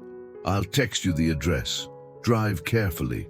Marcus hung up, looked at his grandmother. This feels different. Bigger somehow. It is different, Eleanor said. And it's going to test everything we've built here, everything you and Vanessa have learned. You ready for that? I don't know, are you? We'll find out tomorrow. The next day, Dr. Victor Castellano arrives. The black BMW pulled up the muddy driveway at 10 a.m. exactly. Marcus watched from the porch as two people got out. Dr. Castellano was in his mid-50s, tall, fit, expensively dressed, even in casual clothes. He had the bearing of someone used to being the smartest person in the room, the most important, the one everyone deferred to. His daughter was a ghost. That was Marcus's first thought seeing her. She wasn't a person anymore. She was a skeleton wrapped in skin. Her clothes hung on her like they were draped over a coat hanger. Her hair was thin, patchy. Her skin had a grayish-blue tint. She moved slowly, carefully, like each step required enormous effort. Marcus had seen dying people before, had watched Vanessa waste away, but this was different. This wasn't cancer consuming a healthy body. This was someone destroying themselves from the inside out. The girl, he didn't even know her name yet, looked up at the house with hollow eyes. No hope there, no fear, just exhaustion. The exhaustion of someone who'd been fighting too long and was ready to stop. Mr. Thornton, Dr. Castellano called out. That's me, come on up. They climbed the porch steps. The daughter had to stop halfway, breathing hard. This is my daughter, Isabella, Dr. Castellano said. Bella, say hello. Hi. Her voice was barely a whisper. Thank you for seeing us, Dr. Castellano continued. I know this is unconventional. I know you probably think I'm crazy bringing my daughter to someone who practices alternative medicine. But I'm desperate. We're desperate. My grandmother will be out in a moment. She's preparing. In the meantime, why don't you tell me what's been tried already? Dr. Castellano launched into a clinical recitation, residential treatment programs, cognitive behavioral therapy, family therapy, medication, feeding tubes, Inpatient hospitalization, ECT, electroconvulsive therapy as a last resort. Nothing had worked. Every intervention had been met with resistance. Every forced feeding had been followed by purging. Every moment of progress had been sabotaged. "She wants to die," Dr. Castellano said finally, his professional facade cracking. "I think she's given up, and I don't know how to make her want to live." The door opened. Eleanor came out. She was wearing her usual house dress and apron. Her white hair was pulled back in a bun. She looked ancient and somehow ageless at the same time. She walked directly to Isabella, looked at her, really looked at her. "Child, can you walk with me a moment? Just us?" Isabella glanced at her father. He nodded. "Okay," Isabella whispered. Eleanor took her hand, gently, carefully, like she was handling something infinitely fragile, and led her off the porch, into the garden. Dr. Castellano started to follow. "Let them be," Marcus said. "My grandmother needs to talk to her alone." But she could collapse, she could, but my grandmother knows what she's doing. Trust the process. They watched from the porch as Eleanor and Isabella walked slowly through the garden. Eleanor was talking, though they couldn't hear what she was saying. Isabella was mostly silent, but occasionally nodded or shook her head. After about 20 minutes, they came back. Eleanor looked at Dr. Castellano. "I'll help your daughter, but there are conditions." "Anything, name it." "First, you don't get to stay. This isn't a treatment where you watch and supervise. Isabella stays with me. You go home. You call once a week. That's it." I can't leave my daughter." "Yes, you can, because part of her sickness is you. Part of what's killing her is the relationship between you two. And we can't heal that with you here hovering and controlling." Dr. Castellano's face went red. "I'm not controlling." "Yes, you are. I can see it clear as day. You're a surgeon. You're used to being in charge, used to having the answers, used to fixing things. But you can't fix this, and you're trying to control it is making it worse." "That's not... My daughter is dying and you're blaming me." "I'm not blaming you. I'm stating facts. Isabella, tell your father the truth. Why aren't you eating?" Isabella looked at the ground, silent. "Tell him," Eleanor said gently. "It's the price of my help. Honesty." Isabella's voice was so quiet they almost couldn't hear it. "Because it's the only thing I can control." Dr. Castellano stared at his daughter. "What? You control everything else. My schedule, my school, my activities, my friends, where I go, what I do, who I talk to, everything. But you can't control what I eat. You can force feed me, but you can't make me keep it. And I know it's killing me, and I know it's hurting you, and I'm sorry. But I can't stop. Because if I stop, if I eat, then you win. And I have nothing left that's mine." The words hung in the air like poison. Dr. Castellano looked like he'd been slapped. "I was trying to help you, trying to keep you safe. After your mother died, after I lost her, I couldn't lose you too. So yes, I controlled things. I made sure you were safe, made sure you made good choices. Is that such a crime?" "When did Mom die?" Eleanor asked. 5 years ago. Bella was 13, breast cancer, metastatic.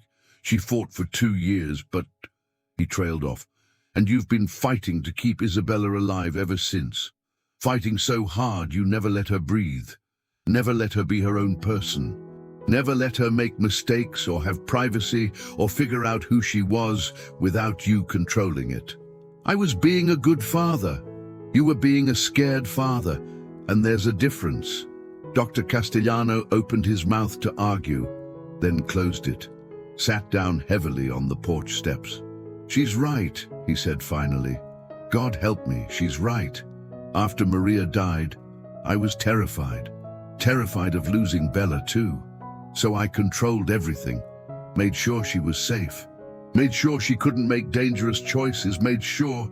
He looked at his daughter. I'm so sorry. I didn't see what I was doing to you." "It's okay, Dad," Isabella whispered. "It's not okay. You're dying because of me. Because I loved you so much I suffocated you. Eleanor sat down next to him. You can fix this, but you have to let go. Have to trust me with your daughter. Have to go home and let her find herself without you watching. And if she dies while I'm gone, then she dies. But at least she'll die free, which is more than she has now. Dr. Castellano looked at Isabella, at his daughter who was killing herself to escape his control. How long? He asked Eleanor. 2 months, minimum, maybe longer. And you really think you can help her? I think she can help herself, if you let her. If you stop trying to save her and let her save herself. Dr. Castellano stood up, walked to his daughter, hugged her, carefully, gently, like she might break. I love you, he said. I love you so much, and I'm sorry for everything, for not seeing what I was doing, for not listening, for trying to control you instead of just loving you.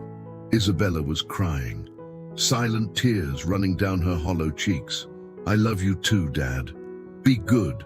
Do what Mrs. Thornton tells you, and please, please try to eat, try to live, not for me, for you, because you deserve to have a life, a real life, one that's yours. I'll try. Dr. Castellano kissed her forehead, then turned to Eleanor. Take care of her, please. I'll do my best. But Victor, you need to do some work too. While she's here, figure out how to be a father instead of a warden. How to love without controlling.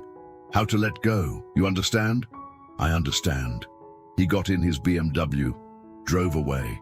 Isabella stood on the porch, watching her father disappear down the muddy road, and Marcus could see terror in her eyes. Terror and relief. She'd finally escaped, but she had no idea who she was without someone controlling her. That afternoon, Isabella's first day, Eleanor set Isabella up in the spare room, the same room where Vanessa had stayed 2 years ago. You'll sleep here. Meals are at 7, noon and 6. Bathrooms down the hall. There's a bathtub, but the hot water takes time, so tell me if you want a bath and I'll heat it up. Isabella looked around the tiny room. It's small, yes, but it's yours. I won't come in without knocking, won't go through your things, won't monitor you. This is your space, understood? Why not? Don't you need to watch me? Make sure I'm not purging? That's what everyone else does. I'm not everyone else, and I'm not here to police you. I'm here to help you heal. But you have to want to heal. I can't force it. What if I don't want to? Eleanor sat down on the bed, looked at Isabella with those sharp, knowing eyes. Then you'll die, and that'll be your choice. But before you make that choice, I want you to spend some time being free, being yourself, figuring out who Isabella is without her father controlling her or doctors monitoring her or food being the only battlefield. I don't know who I am. I know. That's what we're going to figure out. How? By living. Come on, I'll show you the garden. They walked outside. Eleanor showed Isabella the medicinal plants, explained what each one did, what it cured, how to harvest it. Isabella listened but didn't touch anything, didn't engage, just stood there like a ghost observing life instead of living it. After an hour, Eleanor said, "You're tired.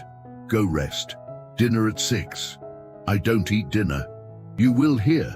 You don't have to eat much, but you have to try. That's the deal. What if I can't? Then you can't, but you have to try." Isabella went to her room, lay down on the bed, stared at the ceiling. Marcus found Vanessa in the foundation office later that afternoon, told her about Isabella. "An eating disorder," Vanessa said. That's different from what your grandmother usually treats." "I know, but she thinks she can help. Says the sickness isn't just in Isabella's body. It's in her relationship with her father, in her need for control. Can she heal that with herbs and roots? I don't know, but she's going to try." "What about the father, Dr. Castellano? He just left her here?" Eleanor told him to, said he was part of the problem, that his controlling was driving Isabella to starve herself. Vanessa was quiet for a moment. When I was sick, when I came here, your grandmother told me something similar. That cancer wasn't just physical, that sometimes it's the body's way of screaming that something in your life is wrong. Do you believe that? I don't know, but I know that when I started healing, it wasn't just because of the medicine. It was because I started being honest about my life, about our marriage, about all the ways I'd been living wrong. So, you think Isabella can heal if she gets honest about her life? I think she has a chance, if she wants it, if she's willing to do the work. But Marcus, this is going to be hard, harder than my case, because I wanted to live. I was fighting for life. Isabella might be fighting for death. Marcus thought about that, about the hollow look in Isabella's eyes, the exhaustion, the quiet acceptance of dying. How do we help someone who doesn't want to be saved? We show them reasons to want to live. We give them something worth fighting for. We love them until they remember how to love themselves. That sounds hard. It is hard, but it's also the only thing that works. That evening, the first dinner, Eleanor made soup, vegetable soup with cornbread, simple, light, easy to digest. She served 3 bowls, one for herself, one for Isabella, one for Vanessa, who'd come over to meet the new patient. Marcus was there too, but didn't eat, just observed. Isabella stared at her bowl like it was poison. I can't, she said. Yes, you can, Eleanor said gently. It's just soup, just vegetables, nothing dangerous. You don't understand. I can't. My body, if I eat, it'll what? It'll get fat. It'll betray me. She was crying now. I can't. How much do you weigh, child? 82 pounds. And how tall are you? 5'6". So you're dying. Your body is eating itself to survive.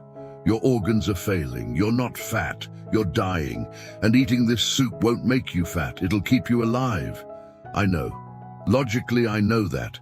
But the voice in my head, the eating disorder voice, it tells me I'm lying, that I'm fat, that if I eat, I'll balloon up and be disgusting and no one will love me. And what does your own voice say? I don't have my own voice anymore, just the eating disorder voice. It's all I hear. Eleanor reached across the table, took Isabella's hand. Then we'll find your real voice again. But that takes time, and it takes eating. So tonight, you eat 3 spoonfuls of soup. Just 3. Can you do that? 3 spoonfuls? That's it, 3. Not the whole bowl, not even half, just 3. Isabella picked up her spoon. Her hand was shaking. She dipped it in the soup, brought it to her mouth, paused. The table was silent, watching, waiting. Isabella took the bite, chewed slowly, swallowed. Her face twisted with disgust and fear and something that might have been satisfaction. Good, Eleanor said. 2 more. The second spoonful was harder. Isabella gagged, coughed, almost threw up, but she got it down. The third took 5 minutes.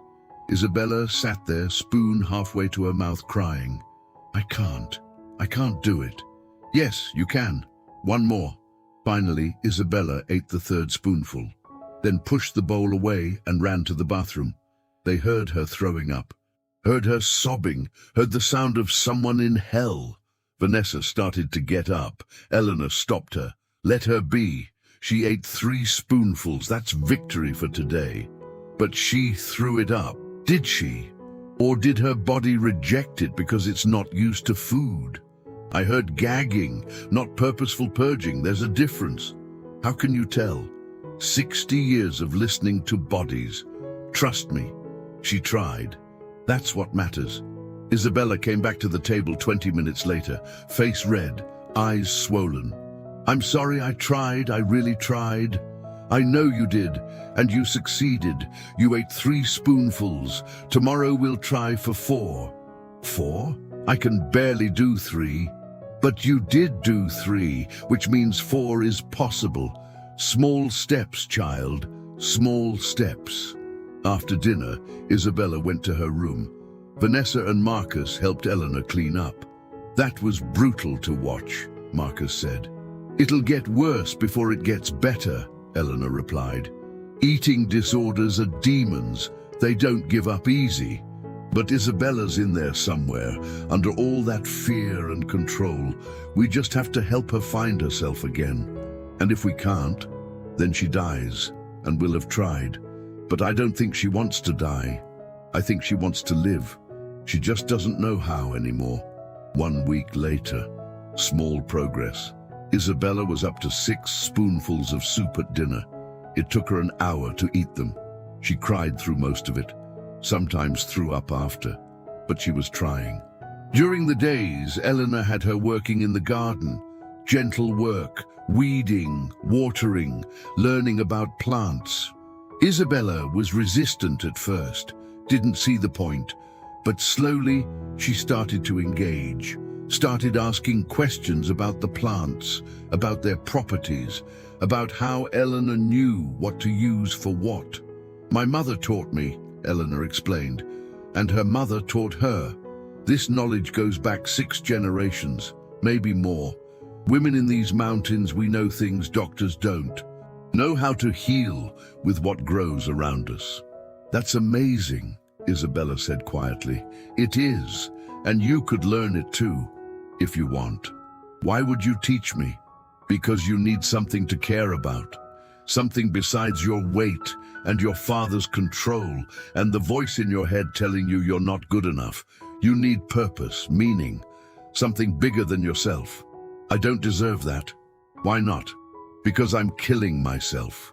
Because I'm weak. Because I can't even eat without crying." "You're not weak, you're sick. There's a difference." "Feels the same." "Feels aren't facts, child. You're stronger than you think. You're here, aren't you? Trying, fighting. That takes courage." "It doesn't feel like courage. It feels like torture." "Sometimes they're the same thing." Isabella was quiet for a long time. Then, "Mrs. Thornton, why are you helping me? You don't know me. My father didn't pay you. You don't owe me anything. I'm helping you because you asked, because you need it, because no one should die at 18, and because I see something in you, something worth saving." "What?" "A person who wants to live, but doesn't know how. A person who's been controlled so long she forgot she could choose. A person who could do great things if she just remembers she's allowed to try." Tears ran down Isabella's face. "I want to live. I do. But I don't know how to stop the voice. The eating disorder voice. It's so loud, so constant. And it tells me I'm disgusting, that I don't deserve to eat, that I'm taking up space, that I should just disappear. That voice is lying." "I know, but knowing doesn't make it stop." "No, but eating does. Every time you eat, you prove the voice wrong. Every bite is a rebellion. Every meal is a declaration that you matter, that you deserve to exist, that you're worth the space you take up." That sounds exhausting. It is, but it gets easier. The more you do it, the quieter the voice gets, until one day you realize you haven't heard it in hours, then days, then weeks. Has that happened to people you've treated? Not eating disorders specifically, but other demons, other voices. Yes, I've seen people overcome things they thought would destroy them, seen them find themselves again, seen them learn to live. Do you think I can do that? I know you can. Question is whether you will. 2 weeks later, Dr. Castellano's phone call. Every Sunday at 2 p.m., Dr. Castellano called. Eleanor insisted Isabella take the calls alone, in her room, private. Marcus didn't know what they talked about, didn't ask, but he noticed Isabella seemed different after the calls, sometimes happier, sometimes sadder, always more emotional. On week 2, after the call ended, Isabella came out of her room crying. Eleanor found her on the porch, sat next to her. "What happened?" "My dad apologized, really apologized. Said he'd been seeing a therapist, working on his control issues, learning to let go. He said," she sobbed, He said he was proud of me, for trying, for fighting, for being brave. And how did that feel? Scary. Because what if I fail? What if I try and I can't do it and I disappoint him again? You're not trying for him. You're trying for you. But I don't know who me is. I've been defined by my eating disorder for so long, by my father's control, by trying to be perfect. If I'm not any of those things, then who am I? That's what we're figuring out. Who is Isabella when she's free, when she's not controlled, when she's just herself? I don't know. I'm scared to find out. Being scared is okay. Doing it anyway is courage. Isabella was up to a full bowl of soup now. Still took her an hour, still cried, still occasionally threw up. But she was eating, really eating, and her weight had stabilized, stopped dropping. She wasn't gaining yet, but she wasn't losing. It was progress, small, painful, hard-won progress. 3 weeks later, the crisis. Marcus got a call at 2 a.m. Eleanor. She never called this late unless it was an emergency. Get over here now. Bring Vanessa. What's wrong? Isabella, just get here. Marcus and Vanessa drove through the dark to Eleanor's house, found lights on, voices raised. Inside, Isabella was screaming. I can't do this anymore. I can't. Every day is torture. Every meal is agony. I just want it to stop. Eleanor was standing in front of her, calm but firm. Then stop. Give up. Die. Is that what you want? Yes. No. I don't know. I just want the voice to stop. I want to stop hating myself. I want to stop being afraid of food. I want to be normal. Normal doesn't exist, but peace does, freedom does, life does. You just have to keep fighting for it. I'm tired of fighting. I've been fighting for 5 years, since my mum died. I'm so tired. She collapsed. Not fainting, just collapsing under the weight of exhaustion and grief and pain. Eleanor caught her, held her, let her cry. I know you're tired. I know this is hard, but you're so close to breaking through. Don't give up now. I miss my mom, Isabella sobbed. I miss her so much. And my dad tried to replace her by controlling everything, and I tried to control the only thing I could. And now I'm dying, and I don't know how to stop. And I'm so scared. Of what? Of living, of being free, of figuring out who I am without my eating disorder. Because what if I'm nobody? What if there's nothing under the sickness? What if this is all I am? Eleanor held her tighter. You're not your sickness.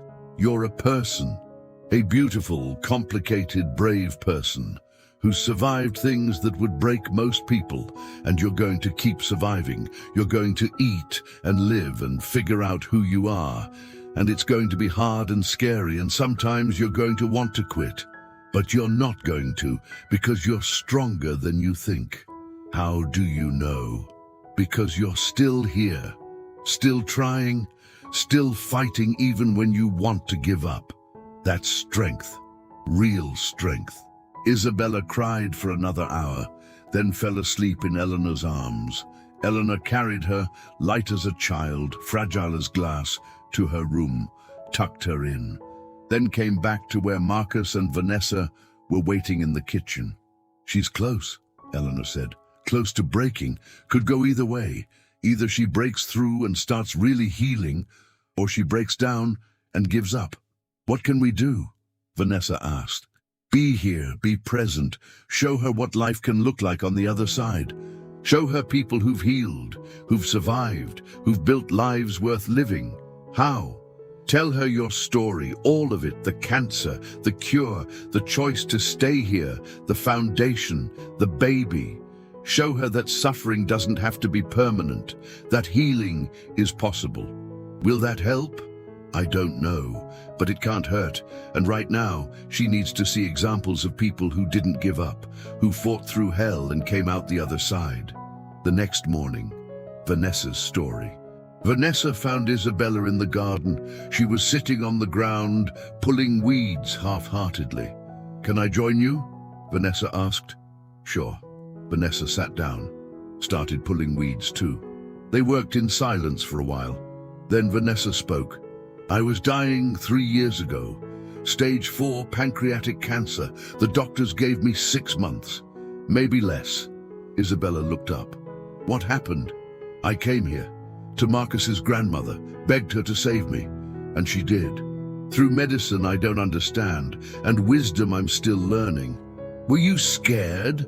"Terrified. I thought I was going to die, thought I'd never see 39, never have children, never get to really live. But you survived." "I did.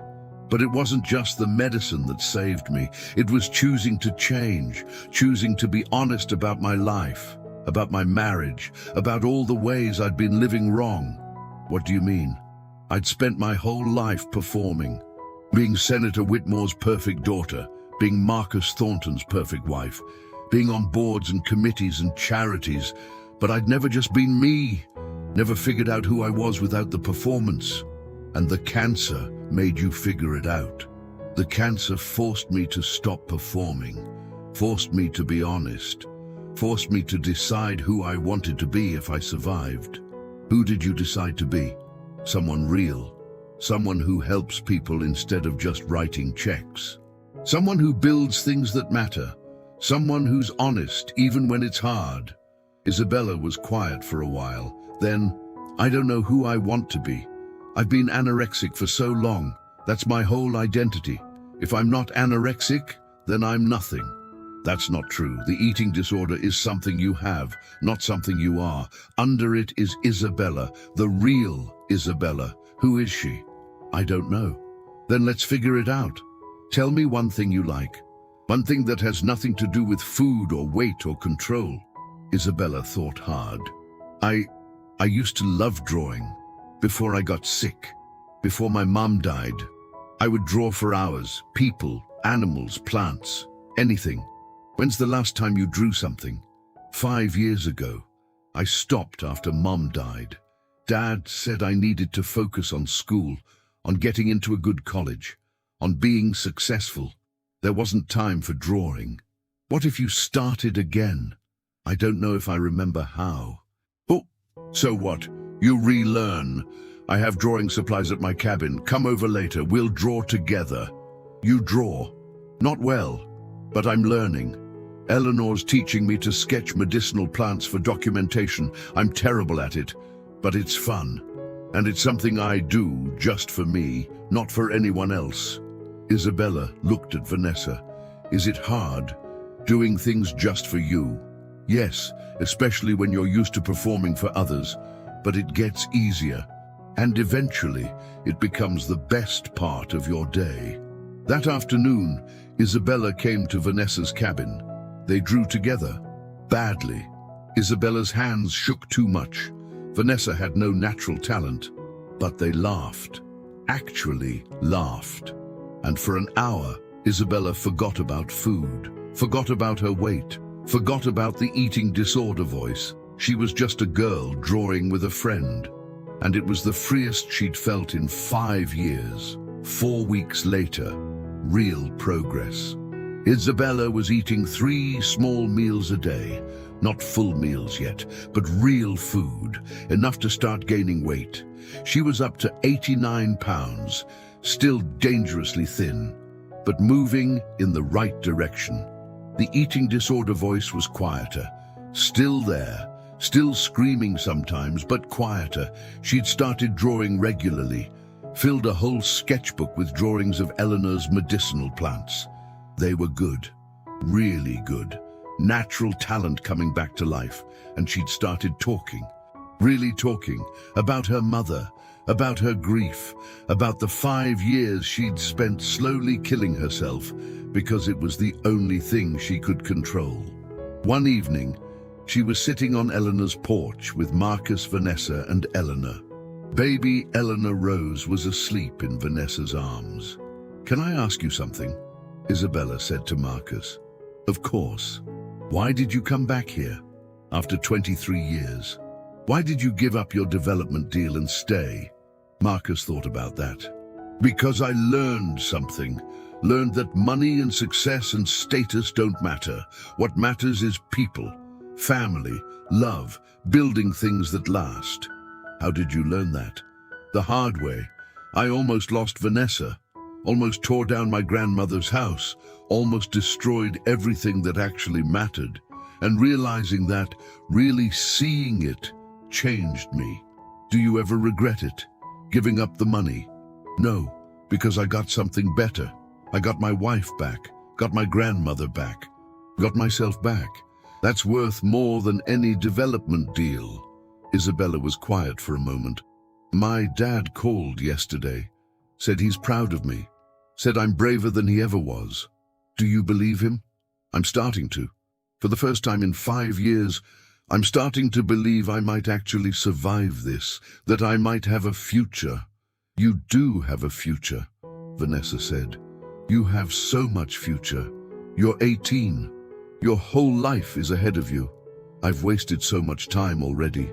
5 years of being sick, 5 years of slowly dying. I'll never get those back. No, Eleanor said, but you can make the next 5 years count, the next 50 years. You can build a life worth living. That's what healing is, not erasing the past, but building a future that's better. What if I fail? What if I relapse? Then you get back up. Try again. Healing isn't linear. You'll have good days and bad days. Days where you want to give up. Days where you feel strong. That's normal. What matters is that you keep trying. I'm scared. Being scared is okay. Doing it anyway is courage. Isabella looked at the baby in Vanessa's arms. What's her name? Eleanor Rose, after Marcus's grandmother. She's beautiful. She is. Want to hold her? Isabella's eyes went wide. Me? I don't know how. I'll show you. Vanessa carefully transferred the sleeping baby to Isabella's arms. Isabella held her like she was holding the most precious thing in the world. Tears ran down her face. She's so small, so perfect. She is. I want this someday. A family, a baby, a life. I want to be healthy enough to have this. Then you will be, Eleanor said. You're already on the path. Just keep walking. Isabella sat there holding the baby and crying, and maybe for the first time in 5 years, believing she deserved to live. 6 weeks later, Dr. Castellano returns. Eleanor called Dr. Castellano. It's time. Come get your daughter. She's healed. She's healing, which is different. She's not cured. She'll need ongoing therapy, ongoing support, ongoing work. But she's strong enough to go home now. Strong enough to keep fighting from there. Can I talk to her? She's right here. Eleanor handed the phone to Isabella. Dad? Bella? How are you feeling? Scared, but good. I'm eating. 3 meals a day. I'm up to 94 pounds. Dr. Castellano's voice broke. That's amazing. I'm so proud of you. I'm proud of me too. For the first time in 5 years, I'm proud of myself. When can I come get you? Tomorrow, if you're ready. If you've really changed. I have. I've been working on it. Seeing a therapist. Learning to let go. Learning to be a father instead of a controller. I'm not perfect, but I'm trying. That's all I'm asking. Just try. I will. I love you, Bella. I love you too, Dad. The next day, Dr. Castellano arrived. He looked different, softer somehow, less rigid. Isabella ran to him, hugged him, a real hug. You look good, he said. You look healthy. I'm getting there, slowly, but I'm getting there. Dr. Castellano turned to Eleanor. How much do I owe you? Name your price. Whatever it is, I'll pay it. You don't owe me money. You owe your daughter a different relationship, one where she's free to be herself, where you trust her instead of controlling her. Can you do that? I'll try. Every day for the rest of my life. Good.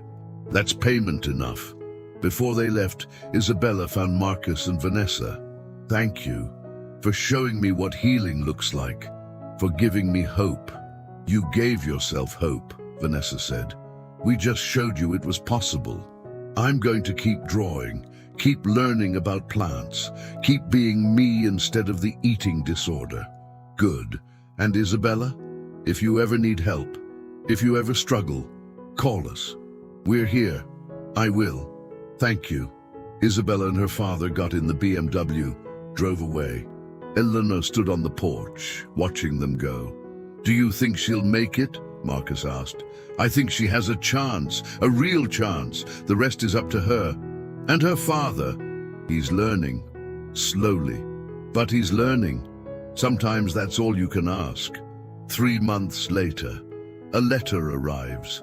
Dear Mrs. Thornton, it's been 3 months since I left your home. 3 months of hard work and therapy and fighting the eating disorder voice every single day. I want you to know I'm still here. Still fighting, still eating.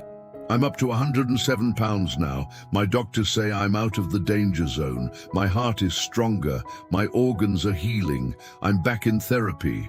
A good therapist this time. Someone who specializes in eating disorders and family dynamics. It's hard, really hard, but it's helping. My dad is different too. He's learning to let go, learning to trust me. We're rebuilding our relationship. It's not perfect, but it's better, real better. I'm also drawing again, really drawing. I enrolled in art classes at the community college. My professor says I have talent, says I could pursue this professionally if I want. I think I might want to.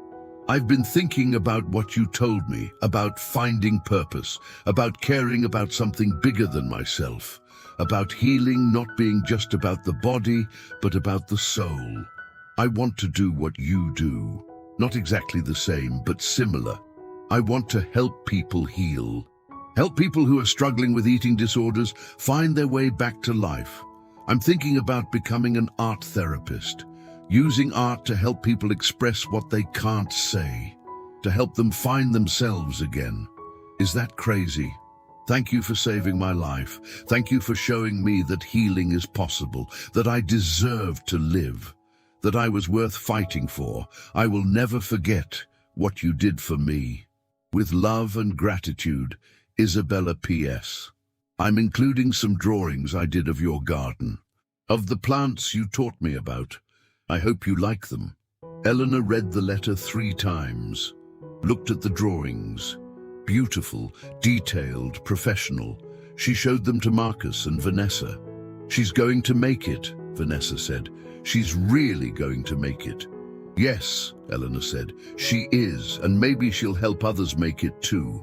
That's how healing works. You receive it, then you pass it on. 1 year later, the Thornton Foundation expands. The foundation had grown. What started as a small office helping local businesses had expanded to include healthcare education, traditional medicine preservation, and mental health support. Isabella had become involved. She'd finished her art therapy training, started working with the foundation, running art therapy groups for people struggling with eating disorders, trauma, depression. She'd also started documenting Eleanor's plant knowledge, drawing the plants, recording the remedies, creating an archive so the knowledge wouldn't die with Eleanor. Dr. Castellano had donated money to build a small residential facility, a place where people with severe eating disorders could come for intensive treatment, combining medical care, therapy, and Eleanor's traditional medicine. They called it the Maria Castellano Center, after Isabella's mother. The grand opening was in October. People came from across Kentucky. Patients Eleanor had helped over the years. Families grateful for second chances. Local officials, press. Eleanor stood at the podium, small and ancient and somehow still commanding. This center represents something important, she said. It represents the idea that healing is possible, that no one is beyond help, that traditional wisdom and modern medicine can work together, that love and patience and old plant knowledge can save lives. But most of all, it represents hope. Hope that people who are suffering can find their way back to life. Hope that families can heal. Hope that we can build communities that actually care for each other instead of just treating each other like transactions. I won't be around forever. I'm 88 years old. My time is limited, but this center will continue after I'm gone, will continue helping people, will continue preserving knowledge, will continue offering hope. And that's all any of us can ask for. To leave something behind that matters, that helps, that heals. She sat down. The crowd applauded. Isabella came to the podium next. She was healthy now, a normal weight, color in her cheeks, life in her eyes. 2 years ago, I weighed 82 pounds and I wanted to die, she said. My eating disorder had consumed me. My father's control had suffocated me. I'd lost myself completely, and I didn't think I could ever find my way back.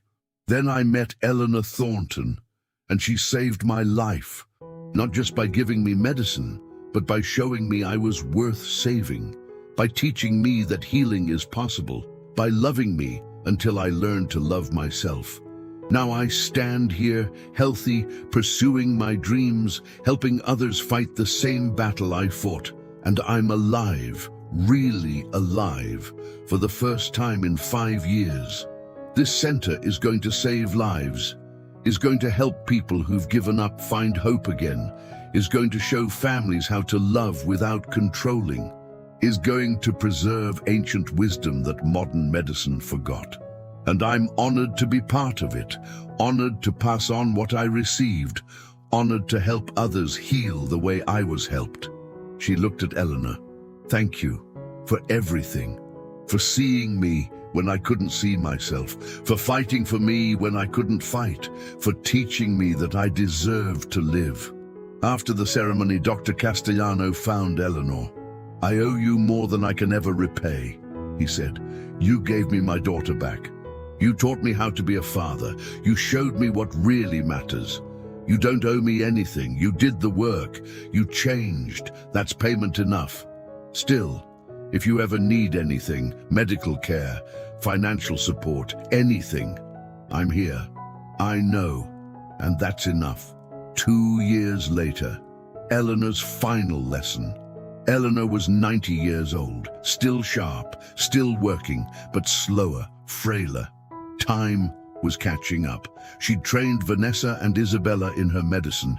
They could identify every plant, make every remedy, diagnose and treat most common ailments. But there were some things Eleanor hadn't taught them yet, some knowledge she'd held back. One evening, she called them both to her porch. I need to tell you something, she said. I'm dying. Vanessa's face went pale. What? No, we can treat. I'm 90 years old. My body's worn out. I've lived a long life, a good life, and now it's ending. That's not tragedy. That's nature. How long? Marcus asked. Months, maybe weeks. Hard to say. What can we do? Let me teach you the last things, the deep knowledge, the secrets I've kept, the remedies I haven't shared. I need to pass them on before I go. For the next 3 months, Eleanor taught them everything. Every secret, every technique, every bit of wisdom she'd accumulated over 90 years. She also told stories about her life, about her mother and grandmother, about the 6 generations of healers before her, about Marcus's father, about raising Marcus, about the boy he'd been and the man he'd become. I'm proud of you, she told Marcus one evening. You came back, changed, became the man I hoped you'd be. That's all I ever wanted. I'm sorry it took so long. Sorry I wasted 23 years. You didn't waste them. You needed them, needed to learn what you learned, needed to build what you built so you could tear it down and build something better. That's how growth works. I wish I'd had more time with you. We have the time we have. Make it count. And they did. Made every day count, every conversation, every lesson, every moment. Spring, Eleanor's last day. Eleanor died on a Sunday morning in April, peacefully, in her sleep, in the house where she'd lived for 47 years. Marcus found her, sitting in her rocking chair on the porch, looking out at the mountains. Gone. The funeral was huge. Hundreds of people. Everyone Eleanor had helped over 60 years. All the lives she'd touched. all the families she'd saved. They buried her on the property, next to her husband, next to the garden where she'd grown her medicines. Isabella spoke at the service. Eleanor Thornton taught me that healing is possible, that love is stronger than sickness, that old wisdom matters, that every life is worth saving. I wouldn't be here without her. None of us would. Dr. Castellano spoke. She saved my daughter's life, saved our family, taught me how to be a better father, a better man. I will never forget her. Dozens of others spoke, each with their own story, their own miracle, their own moment when Eleanor had given them hope. Marcus spoke last. My grandmother raised me, loved me. Then I abandoned her for 23 years because I was ashamed of being poor, ashamed of where I came from, ashamed of her. When I came back, I came to tear down her house, to erase the past, to build something new that erased where I'd been. Instead, she saved my wife, saved my marriage, saved me, taught me what actually matters, showed me that the past isn't something to erase, it's something to honor, to learn from, to build on. She was the wisest person I ever knew, the kindest, the strongest, and I will spend the rest of my life trying to be worthy of the second chance she gave me. After the service, people gathered at the house, sharing food, sharing stories, celebrating a life well lived. Marcus stood in the garden, looking at the plants his grandmother had tended for decades. Vanessa joined him. Eleanor rose in her arms. Their second daughter, Maria, was due in 3 months. She left us so much, Vanessa said. The knowledge, the foundation, the center, the example. She left us a legacy, Marcus agreed. Now we have to honor it. We'll keep teaching, keep healing, keep passing on what she gave us. Do you think we can do it? Fill her shoes? No one can fill her shoes. But we can walk the path she showed us. Help people the way she helped us. Build on what she started. Marcus looked at his daughter, at the baby who would never know her great-grandmother, but would grow up in the house she'd built, learning the medicine she'd preserved, carrying on the legacy she'd created. Yeah, he said, we can do that. 5 years later, the legacy continues. The Maria Castellano Center had treated over 500 patients, had a 90% recovery rate, had become nationally recognized as one of the best eating disorder treatment programs in the country. The Thornton Foundation had expanded to 3 counties, was preserving traditional medicine knowledge, was helping small businesses thrive, was building communities that cared for each other. Vanessa had become a master healer in her own right.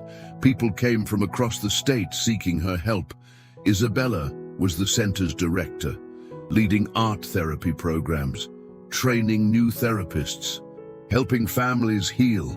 Marcus had found his calling in community development, building infrastructure that actually helped people, creating opportunities for those who'd been left behind. And every year on the anniversary of Eleanor's death, they all gathered at her grave. The people she'd helped, the lives she'd touched, the legacy she'd created, to remember, to honor, to give thanks. One year, Isabella brought her 6-year-old daughter, named Eleanor, after the woman who'd saved her life. Grandma, who was great-great-grandmother Eleanor. She was a healer, the best healer I ever knew. She saved my life when I was very sick, taught me that I was worth saving, that I deserved to live. Did she use magic? No, sweetheart. She used plants and wisdom and love. Those are stronger than magic. Can I be a healer like her? You can be anything you want. That's what she taught me. That's what I'm teaching you. Marcus watched his granddaughter asking questions about his grandmother, saw the chain continuing, the legacy passing down, 6 generations of healers, soon to be 7, all because an old woman in a mud house had refused to give up, had refused to stop caring, had refused to let money and status and progress erase what actually mattered: love, family, healing, home. Those were Eleanor Thornton's legacy, and they would endure long after her mud house crumbled and her garden returned to forest. Because the most important things don't live in buildings. They live in people, in knowledge passed down, in lives saved, in love given freely, and those things last forever. Sometimes the people we're most ashamed of are the ones we need the most. Marcus Thornton spent 23 years running from his grandmother, from poverty, from the mud house that represented everything he wanted to forget. He came back to destroy it, to erase his past, to build something new. Instead, his grandmother saved his wife's life, saved a dying girl, saved countless others, and taught Marcus that the things he was running from were the things that mattered most. Family, wisdom, love. What about you? Are you running from where you came from, ashamed of your roots, trying to erase the past instead of honoring it? Have you lost touch with family because you thought they weren't successful enough, weren't sophisticated enough, weren't worthy of your new life? Are you putting money and status above the people who loved you when you had nothing? If this story spoke to you, if it reminded you that wisdom doesn't always wear expensive clothes, that healing doesn't always come from credentials, that the people we dismiss might be the ones who save us, leave a comment. Tell us where you're from. Hit that like button if you believe old wisdom matters. If you believe family is more important than money. If you believe that the past isn't something to erase, but something to honor. Subscribe, because every week we bring you stories about people who learned hard lessons about what really matters, about pride and humility, about running away and coming home, about the ancient wisdom that modern life forgot. Marcus spent 23 years building an empire. His grandmother spent 90 years building lives. One legacy died with him, the other lives forever. Which legacy are you building? The next story will break your heart, because while Eleanor was healing the sick in Kentucky, something else was happening in Connecticut. Another grandmother, another family secret, another grandson who forgot where he came from. But this time, the grandmother isn't a healer. She's a millionaire, and the grandson who abandoned her, he has no idea. Watch now. The beggar saved a rude banker from a mugging, then revealed she owned the bank he worked for. She sleeps in a shelter. She wears donated clothes. She eats at soup kitchens, but she owns $47 million in real estate. Why? Because 30 years ago, her ungrateful children tried to have her declared incompetent, tried to steal her inheritance, tried to put her in a nursing home. So she disappeared, left everything behind, started over as homeless, and watched from the streets as her family destroyed themselves, fighting over money they thought they'd inherit. Until one night, her grandson, who works at the bank she secretly owns, is attacked in an alley, and she saves him, not knowing who she is, not knowing what she's about to reveal. What happens when the homeless woman you dismissed turns out to be your grandmother? What happens when the beggar you ignored owns your bank? What happens when the family you betrayed holds all the power? 30 years of lies are about to explode. A fortune hidden in plain sight is about to be revealed. And a family is about to learn that greed always comes with a price. Click to watch. The beggar saved a rude banker from a mugging, then revealed she owned the bank he worked for. You won't believe what she does with the inheritance. You won't believe who gets it. You won't believe the revenge she's been planning for 3 decades. The truth is waiting. Click now.